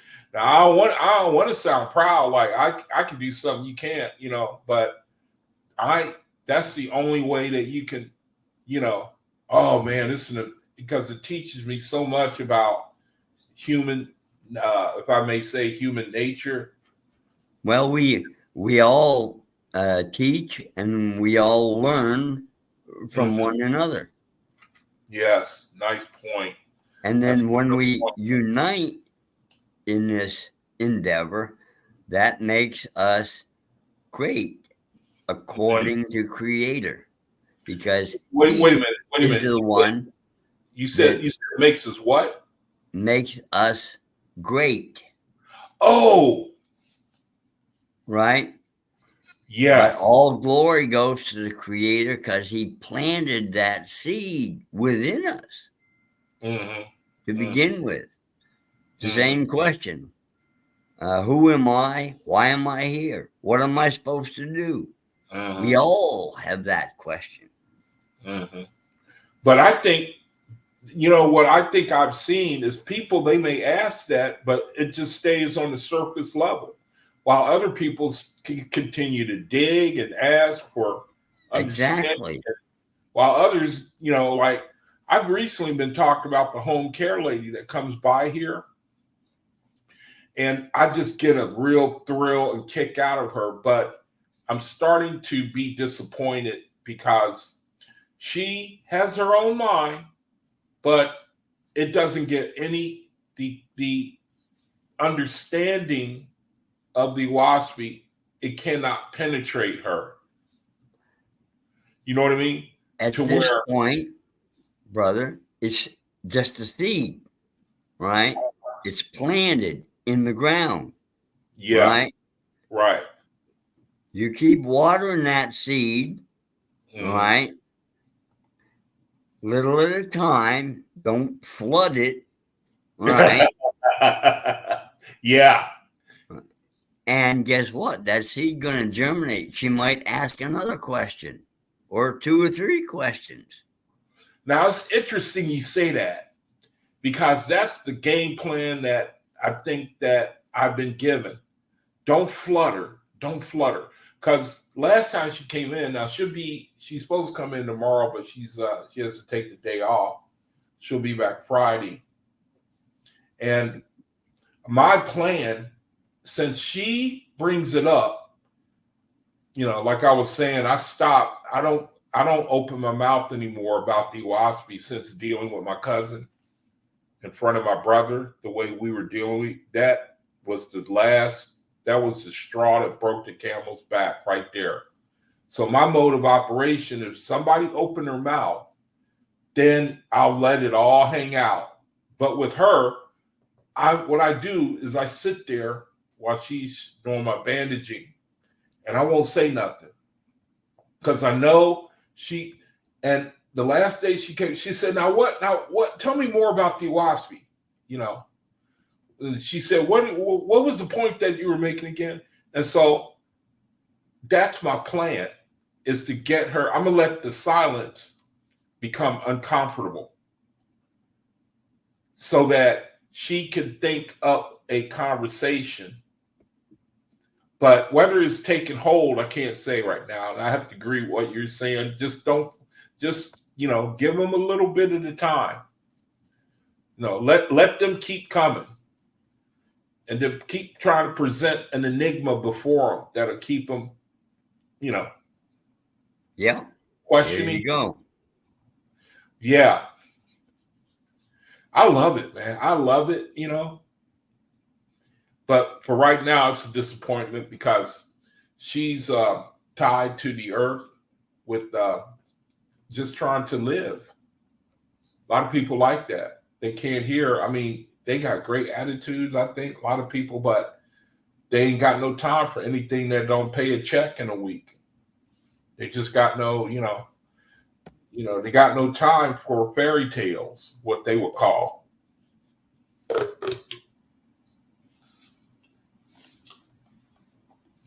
It's an eternal enigma to me, but there's it's a good way to constantly make you realize there's such a thing as darkness and light. Well, without darkness, we wouldn't know the light. Yeah. And without light, we wouldn't know the darkness. Right. So it's a balance. Mm-hmm. That's a good one. Yeah, a balance. We need that. Yeah, we need to remain and walk in balance. Mm-hmm. Now, like I've said many times, when you walk, right, you got one foot in the air and you got one foot on the ground. Then you put the other foot down on the ground and the other one goes up in the air and you take a step forward. All about balance. Yeah, it makes sense, man. Makes a lot of sense. Hey, Dave, in the first resurrection, do they have to work? You know what I mean? Like you do on Earth?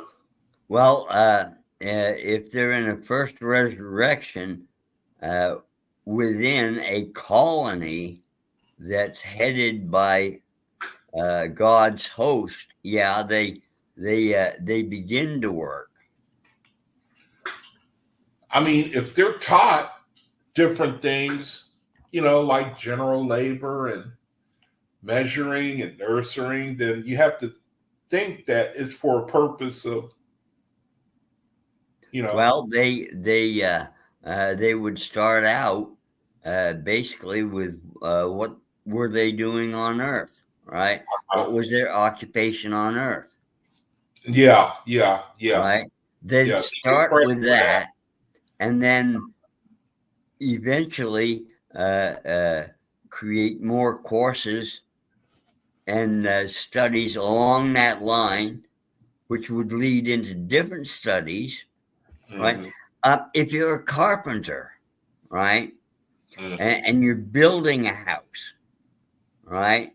Well, how did the building plans come around? That goes into architecture. You see what I'm Hmm. saying? That's a whole different study, Hmm. Hmm. you see. Then aesthetics. How do you decorate the house? Hmm. You see, uh, the hosts build off of what you've got for talents, right? And then what can you achieve through those talents? What can you learn besides the talents given? Hmm. So faithists have to go through the schooling of the first resurrection, right? They begin in the first resurrection, right? But then they don't stay there a whole long time because they're already in a group that's close to Creator because we're working with the Creator.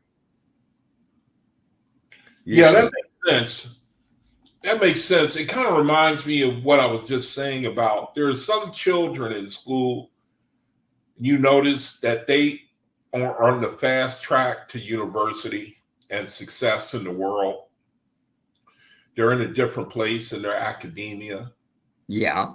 And so you're telling me it's because their minds are, um, I want to say constructed differently, but something within them made them uh, elevate a lot faster than their normal peers. Something Well, within. this goes back uh, to the indigo children, the crystal children, and the rainbow children.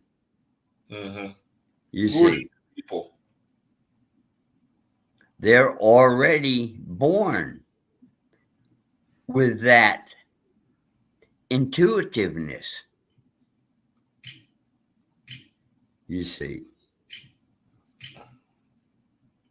Now that's a good answer, man. That explains a lot. same thing. They are Indigo born, children. huh?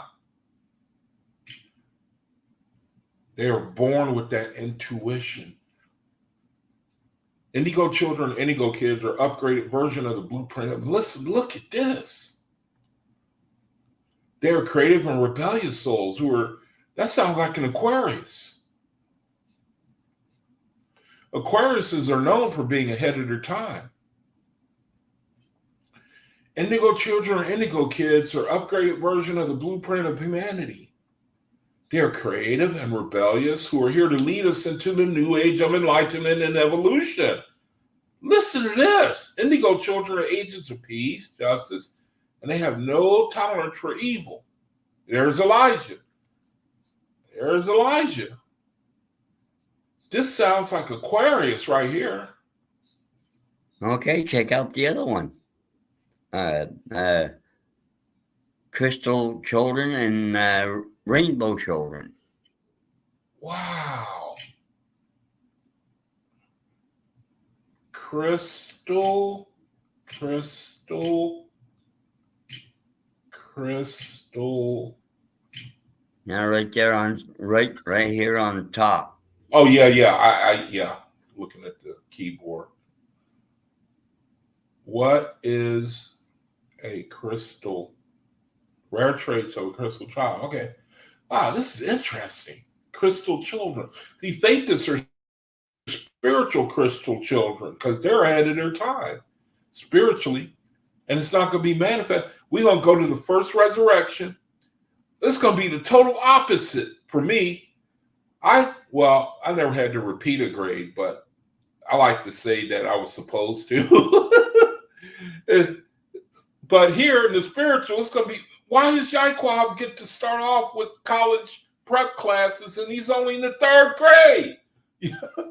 Same with Thetis, It sounds like to me, now I'm being silly, but you get my point. It's like, it explains a lot to me. Crystal children are likely to possess psychic abilities. How do you like this? They are in tune with their inner voice. It's the water signs.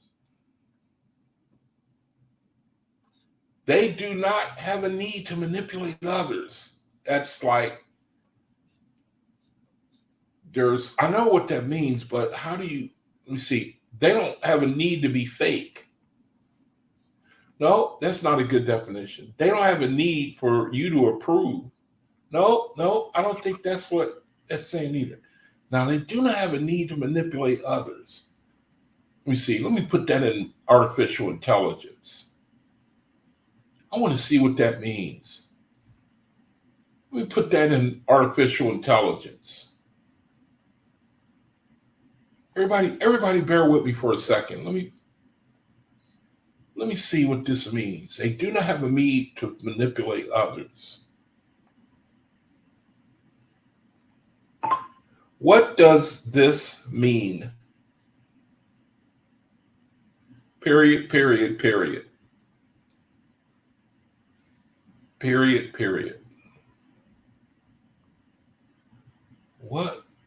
What does this mean?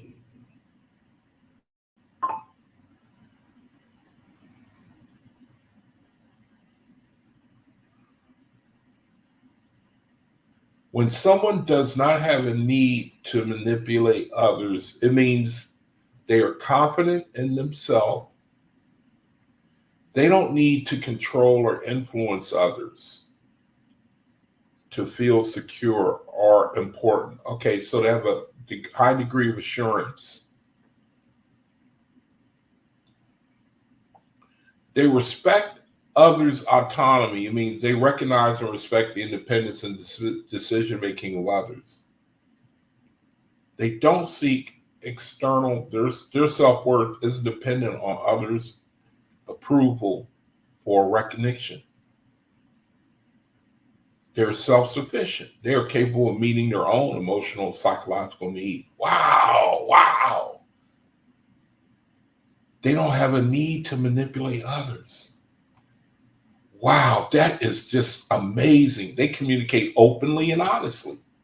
They express themselves directly and transparently without resorting to manipulation or coercion. They trust in natural outcomes. They allow situations to unfold naturally without feeling the need to force a specific outcome.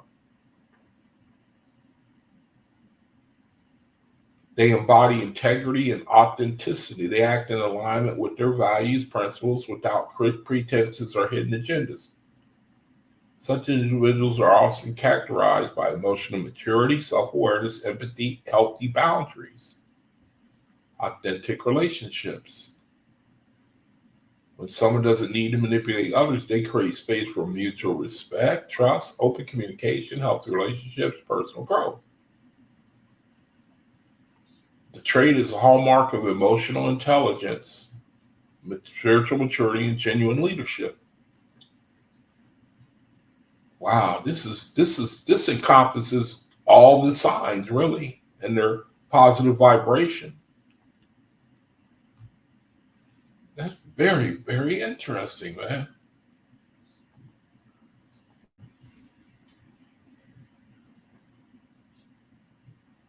Let's see.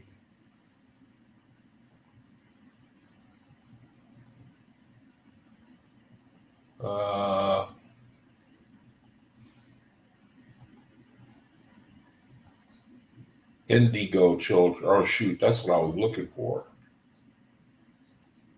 I clicked off of it. Yeah, I think we were on Crystal Children.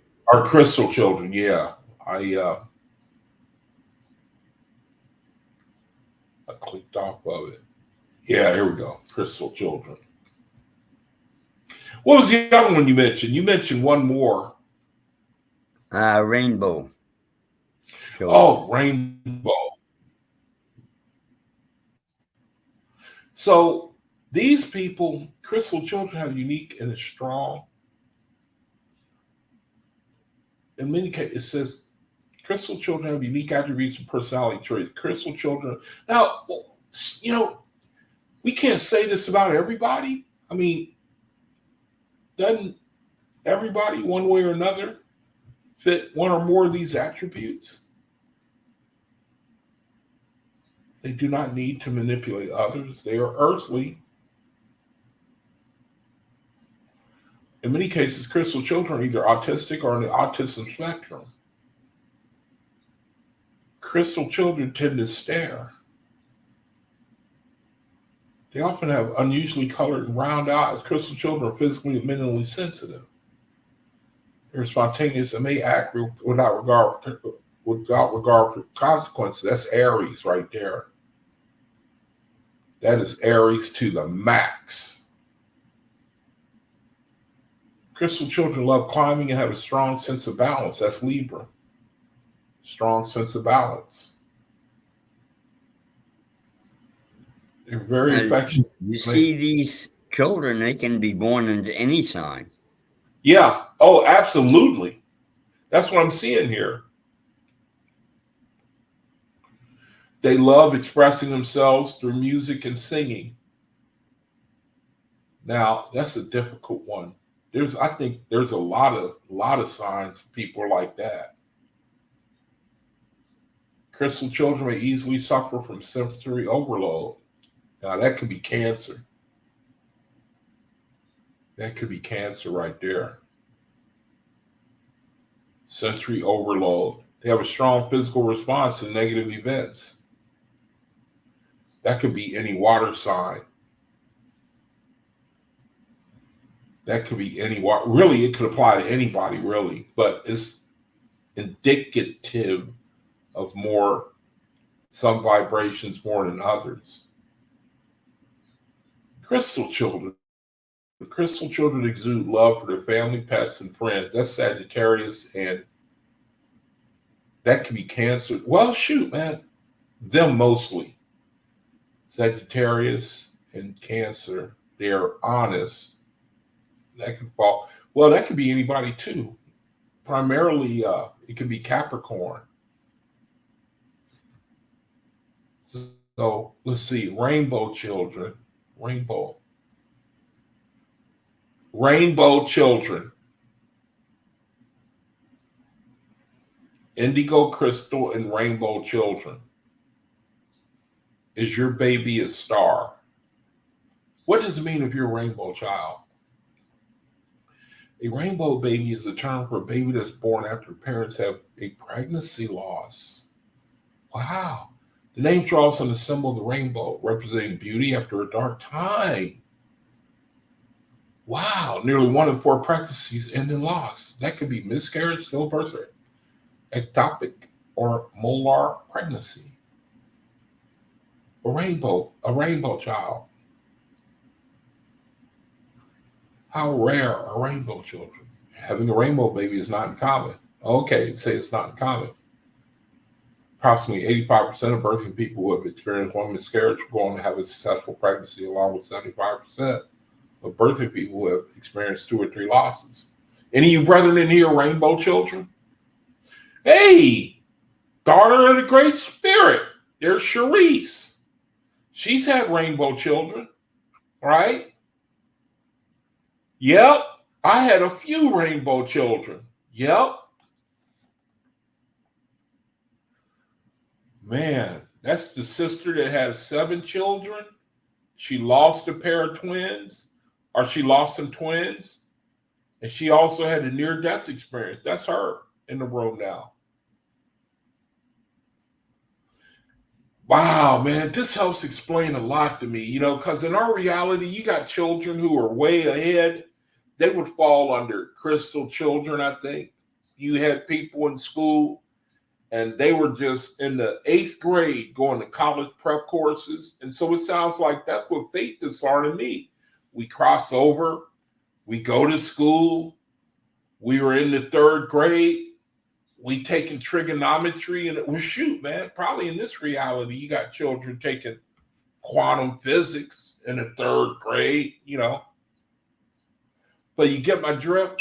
To me, it helps explains, for some reason, they use their mind to, let me see, Cherie says, star seeds are born after 1970s, I believe.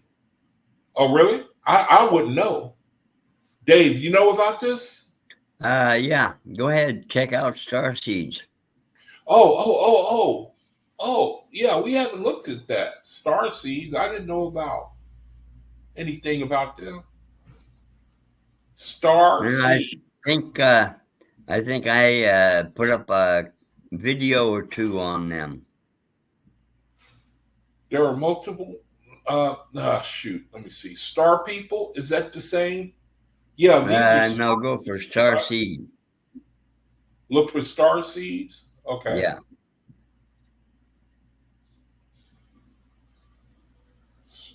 Star seed. What link should I click on?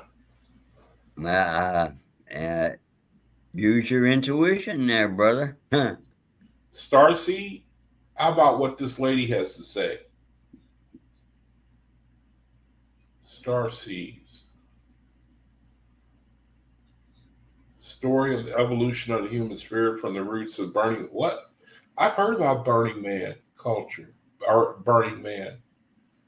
Is that what that's all about? Star seed somehow? It says, this sculpture represents the story of the evolution of the human spirit from the roots of Burning Man culture. Burning Man is where they have that big festival. I used to wonder what the reason for that was. Burning Man Festival. It's from August 25th to Monday, September 2nd. I thought it was like a big rock concert where everybody gets naked. What is the purpose of Burning Man Festival? According to Burning Man co-founder Larry Harvey, the event is guided by 10 stated principles: radical inclusion, gifting, decommodification, radical self-reliance, radical self-expression. See, it is about people coming together and taking their clothes off.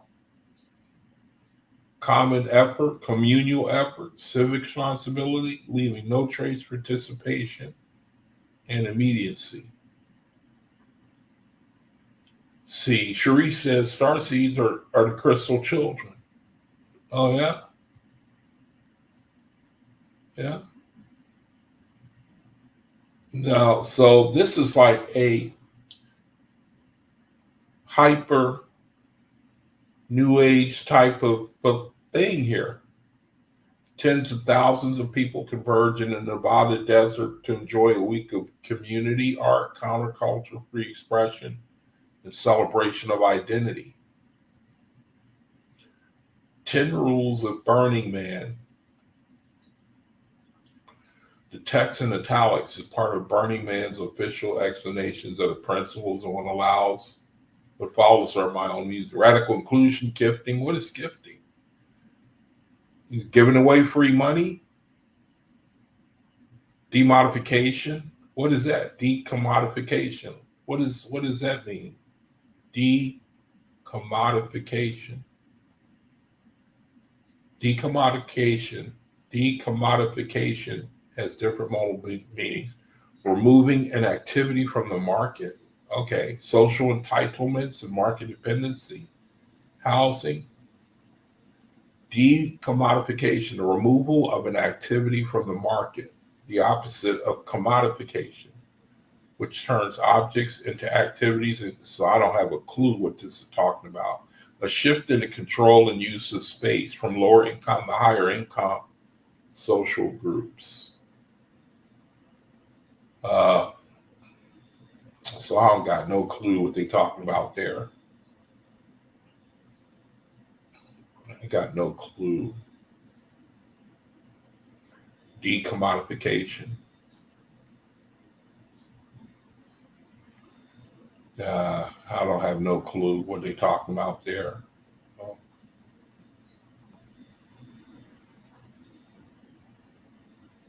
Burning Man. Okay, so let's see. Cherie says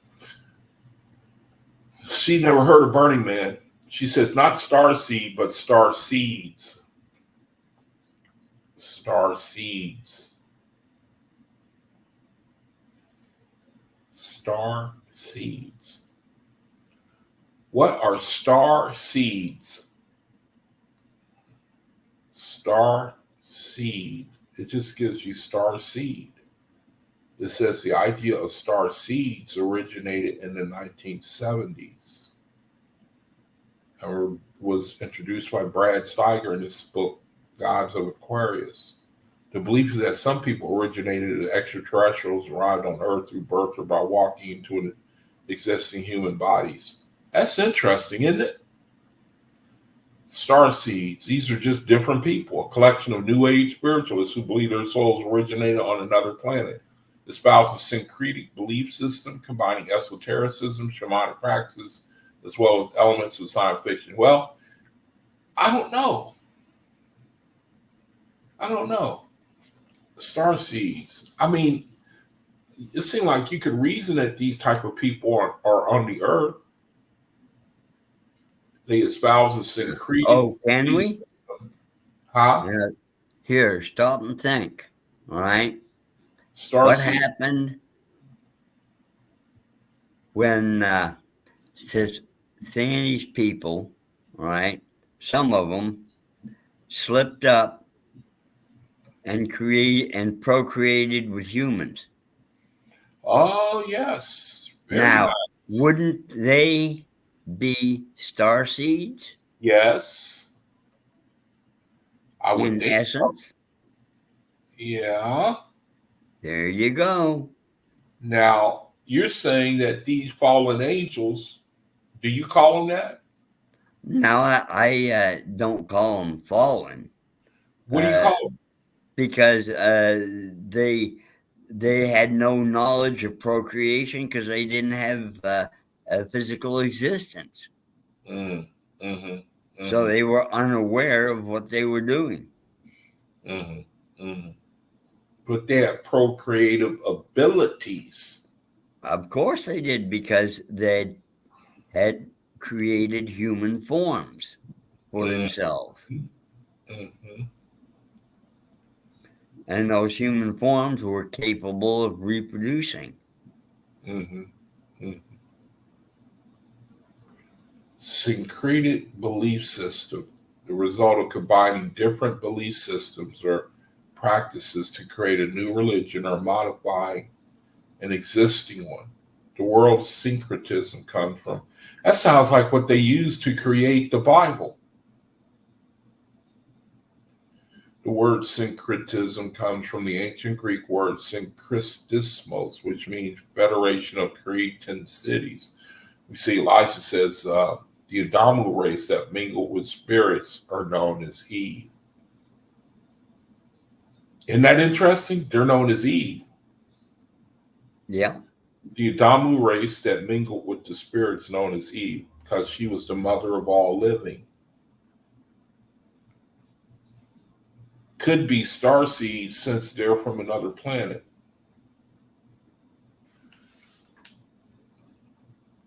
So these are on the earth. Star seeds, rainbow children, crystal children. Now I'm interpreting it a different. I'm internalizing all these: the star seeds, the crystal seeds, the rainbow seeds. Now, didn't Creator say that in the time of Cosmon, things are going to change?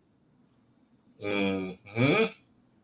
Now, that's part of the change right there. The right manifestation, before your eyes. the manifestation of angel spirits.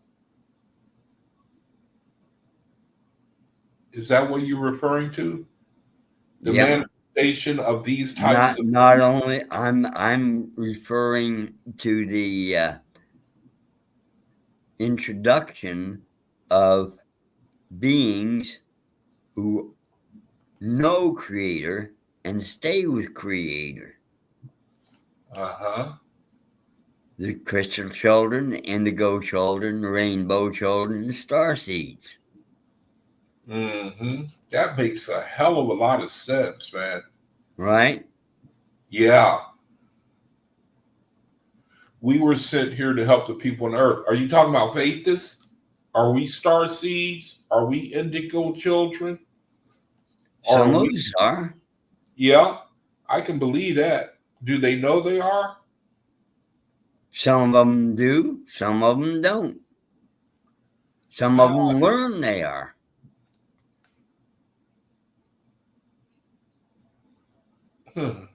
That's interesting. I don't think that it's important whether they know, but now here it says Starseed was created to resonate with the fertility theme at Burning Man Festival 2012.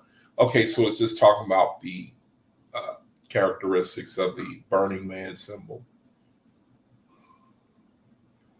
Well, it's like a big hippie festival. I'm thinking this starseed in this Burning Man festival is something different than star seeds.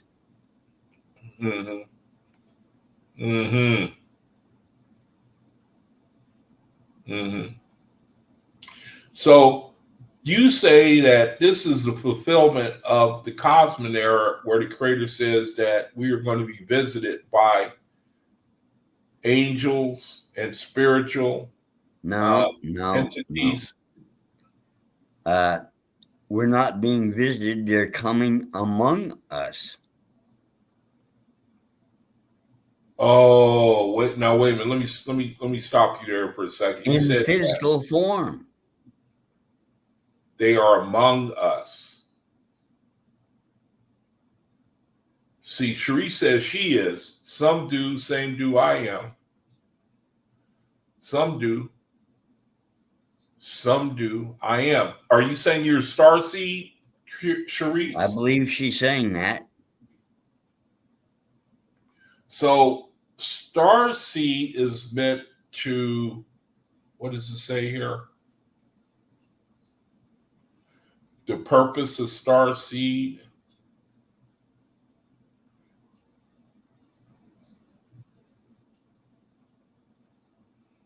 Now, they were created to resonate with the fertility theme. Okay, that's at Burning Man Festival. So the purpose of them is basically to, what is the purpose of starseed, Charisse? What is the purpose of them?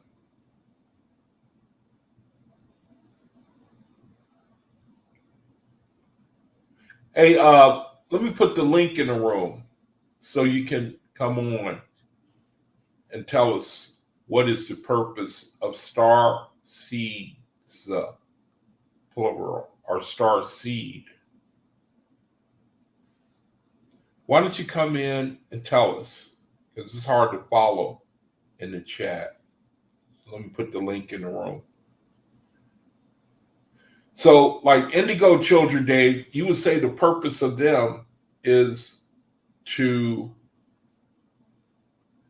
benefit actually, the purpose of all three is to raise up humankind. I see. Should I say all four? I mean, that makes sense that the Creator would have people like that. It does make sense. And the fact that they are incognito, I don't think that false gods would want these people to give the wisdom, that type of knowledge to mankind so that he can deliver himself. Oh, she said she's putting babies to bed for school. Okay. Wow, that's pretty interesting, man. I know, I mean, these people, I mean, just by looking and observing our reality, and you see these selfless type of people, more than likely that's who these people are. Wouldn't you agree? Yeah, correct.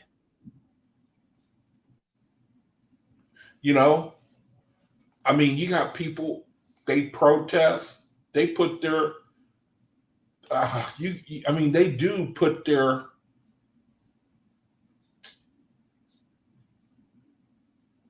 themselves, you know what I mean? They seem to put themselves in situations that the normal person wouldn't. Cherie says they share love and light to raise you up in kindness and remember who you are. Remember who we are. Now, I've heard that before, that we were, I mean, we were somewhere before.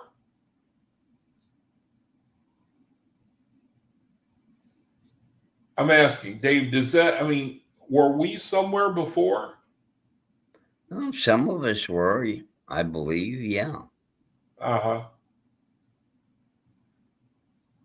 Well, we existed before. Did not we all exist within Creator? Yeah, that's a good point. Yeah. But we came into existence. We came Correct. into existence. And was it our choice? I believe it was. Because I remember reading that. Okay. What would be the difference between reincarnation and incarnation? Well, reincarnation doesn't exist. Now go into it a little deeper. Reincarnation is engraftment. Yeah, but I mean go in deeper than that. Incarnation is impartation. Is it? Yeah. We were somewhere and then we were placed somewhere else. Okay. Google the difference between incarnation and reincarnation. Okay. See what you find. Okay.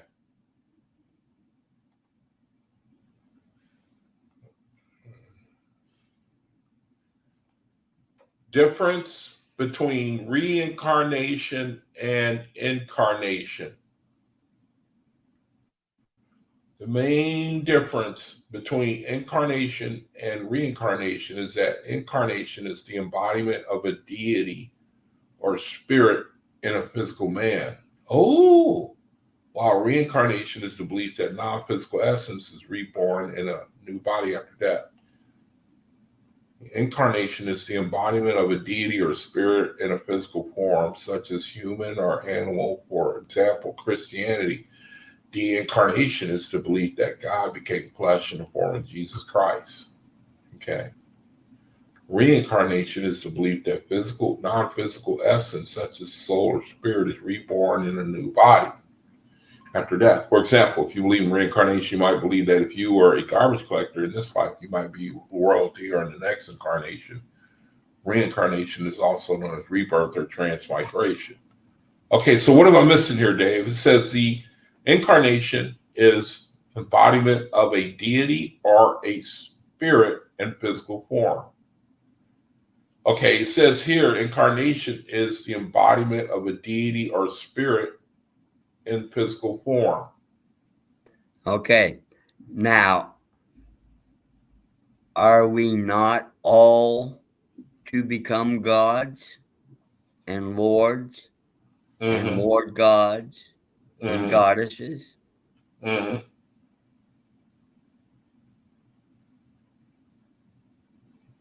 So we are incarnated. Uh-huh. embodiment of a deity or spirit in a physical form. Isn't that word problematic, a deity? Well, it would be if that deity has an ego problem like Louis Among and some of the other false gods had. Yeah, I know you're. I agree. It depends on the context whether it's problematic or not.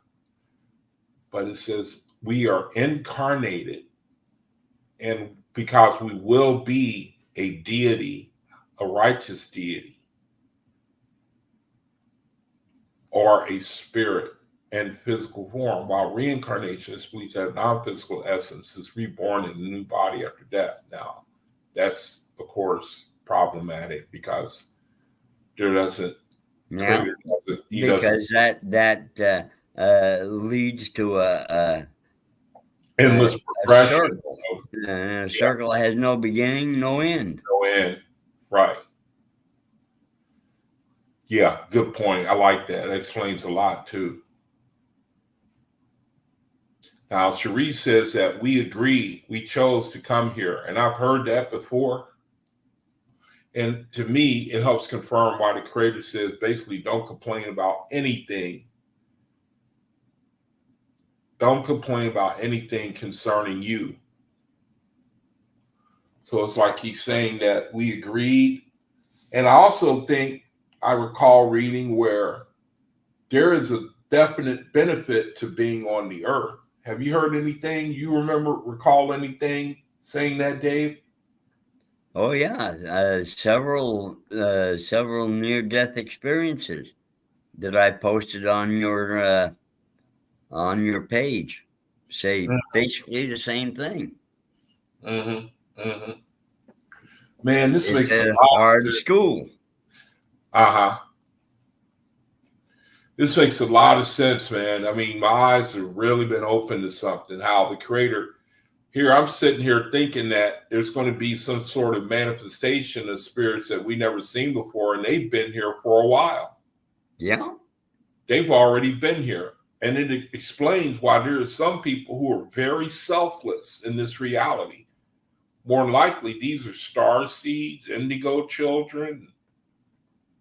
The other one that you mentioned, and I'm forgetting right now, star seed, indigo, crystal children. Rainbow children. Yeah, they're the big four right there. So these are unseen spirits amongst mankind to elevate him in his understanding. Well, they're seen when they're in the physical. When they're but we still don't know who they are. I mean, it gives these definitions. We can easily tell. Am I a star seed? You could be. Am I an indigo seed? Well, you may be. Why am I a crystal seed? Possible. See, there's nothing impossible. So anybody could be one of these things. Yeah. What determines whether you are or not?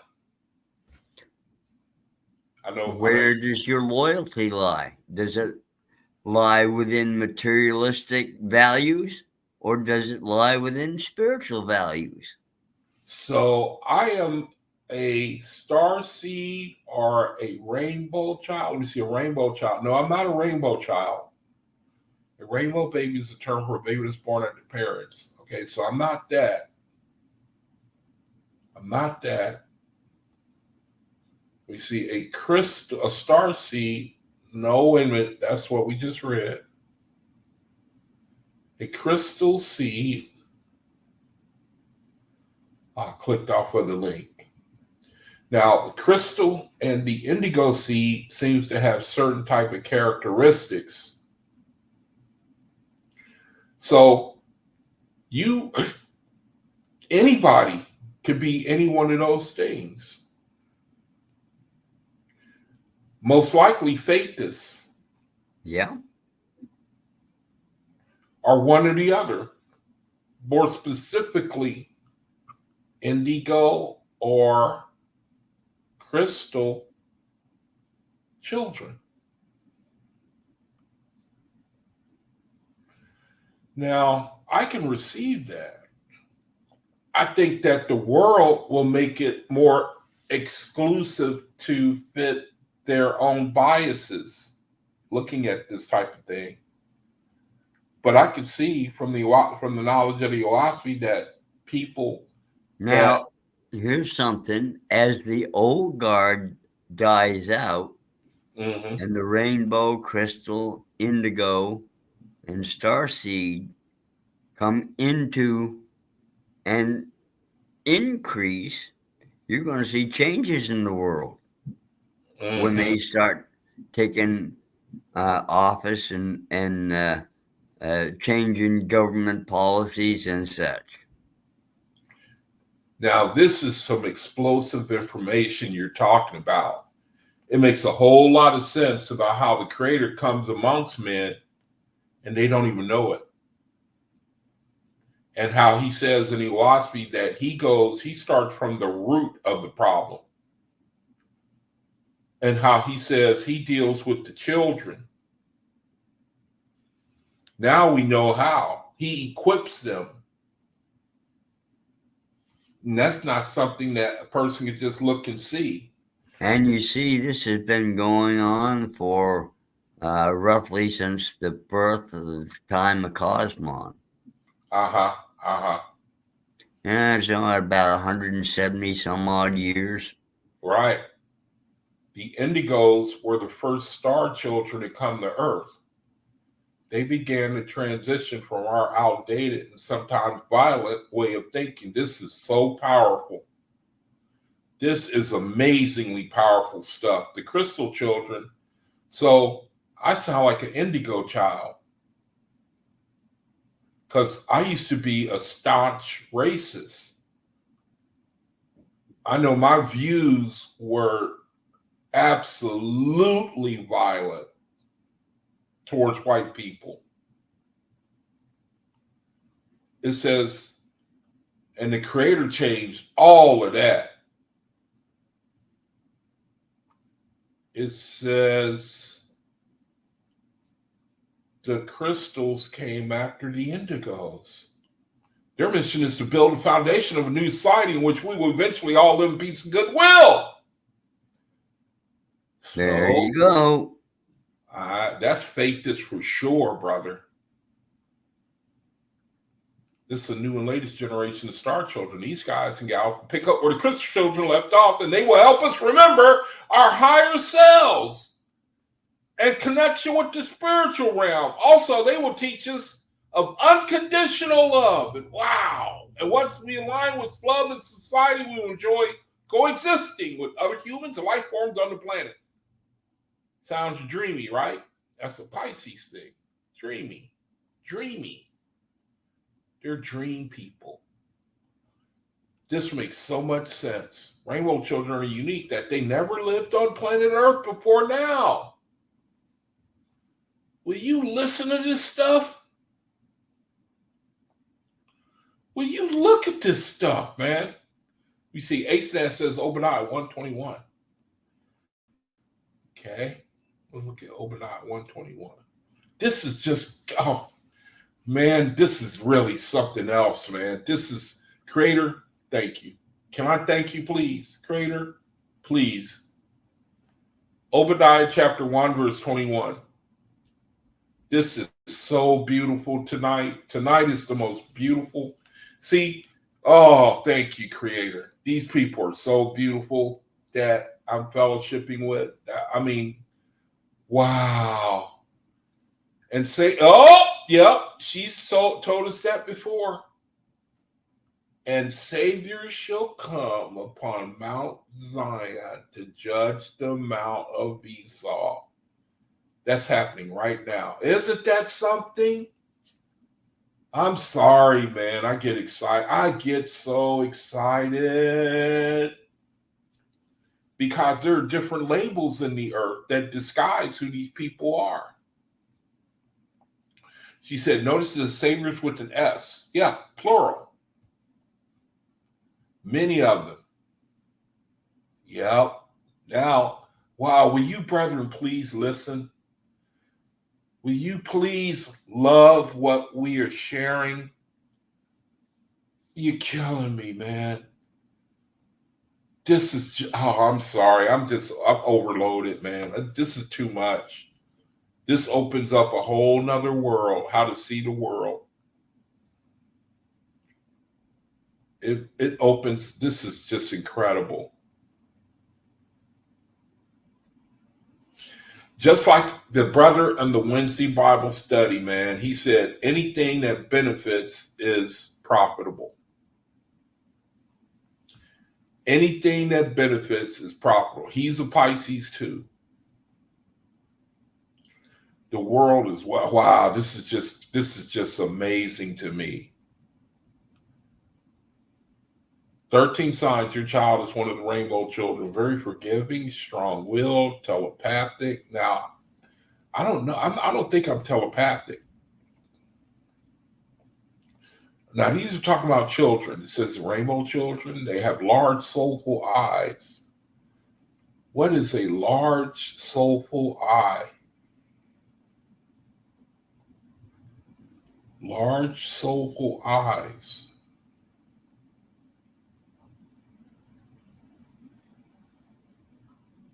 Large, soulful eyes. Kind of like owls. There's an owl. Or there's an owl. I mean, is this subjective information though? Yeah. Subjective, objective. Take a look at that lady's eyes right there. Right?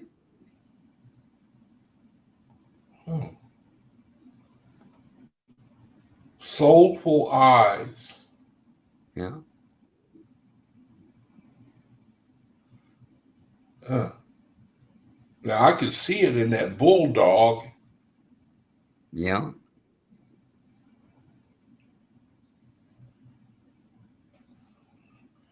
Now, those are all examples. Now, let's see. What are evil eyes? Evil eyes. Oh, Cherie says it's like staring into your own soul. Okie dokie. Evil eyes. So they don't want to attribute that to anybody. I can see why. Evil eyes.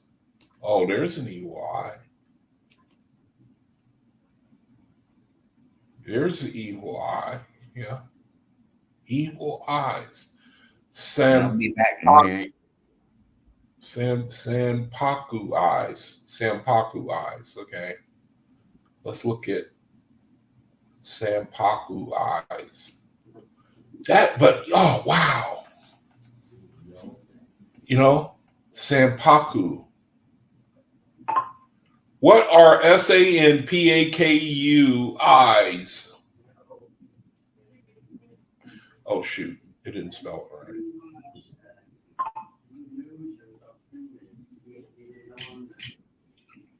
Sampaku eyes. All right. Sampaku eyes is a Japanese term that refers to the whites of the eyes being visible below. The term and translates to three whites. In Western medicine, the condition is known as scleral shout. Various meanings: omen or symptom. For example, some believe that seeing whites in the top of the eyes indicates a danger from the inside world. Ooh, wow! Such as an inability to control emotions. Others believe that seeing whites below the eyes indicates a danger from the outside world. How do you like that?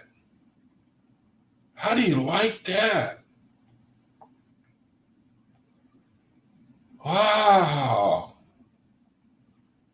Senpaku eyes. These, it says the definition is, let me see. Where did I have the definition? I clicked off on it. Senpaku eyes. It says that there's an evil connotation to it.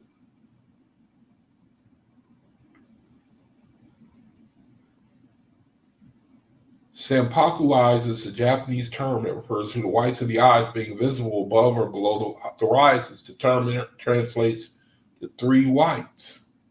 In Western medicine, the condition is known as scleral show.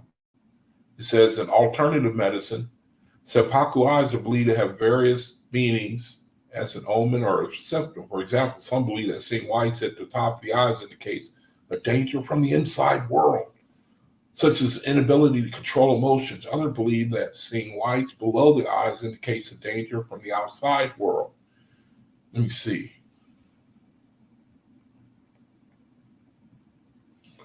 Benjamin Netanyahu's eyes. Let me see.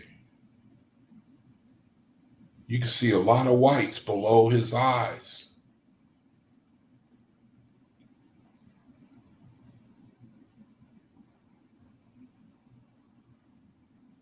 Yeah, look.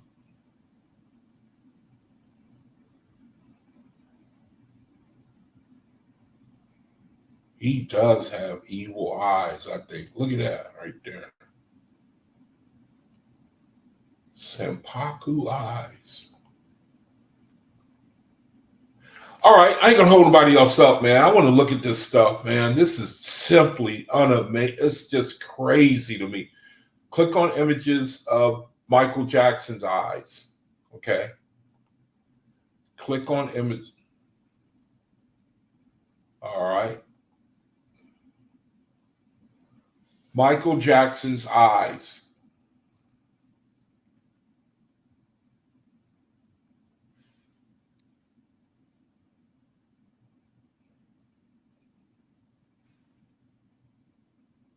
See, Michael Jackson's eyes.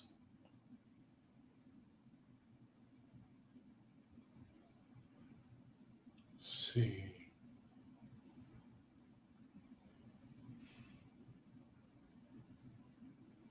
Then he's got senpaku eyes.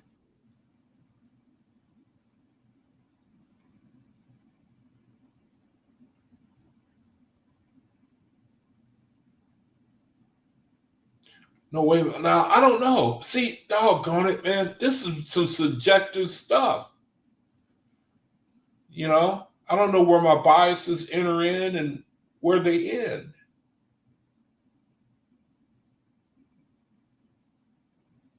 It said if you can see a lot of whites, then they have senpaku eyes.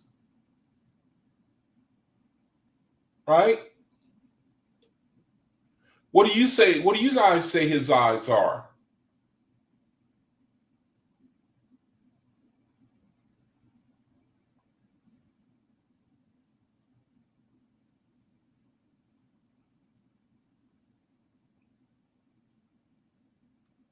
What do you guys say? You know, here's one that's an evil eye, looks like.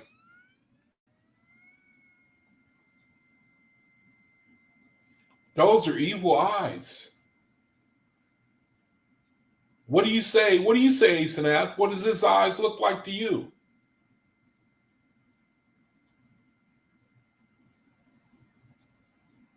I don't know. This might be a little too subjective for me. I can't really, you know, I can't really dig it. I can't really, I don't know. I can't really, but the rainbow indigo children, the crystal children, I think that's incredible. All right. Well, shoot, man. That's the best I can do for now. Time for me to go ahead and close the video and see. Dave, you want the last word, brother? Oh, I'll just say Hey. peace and blessings to everyone in chat in Creator's name. Yeah. Thanks for sharing that information, man. That's absolutely and we'll call it an evening. All right, brother. I appreciate it. All right. Well, shoot, man. Let me go ahead and good time to end the video. And again, let everybody know that tomorrow I'll be in Bible study, and Thursday I'll have a video Thursday, but Friday I'm checking into the hospital.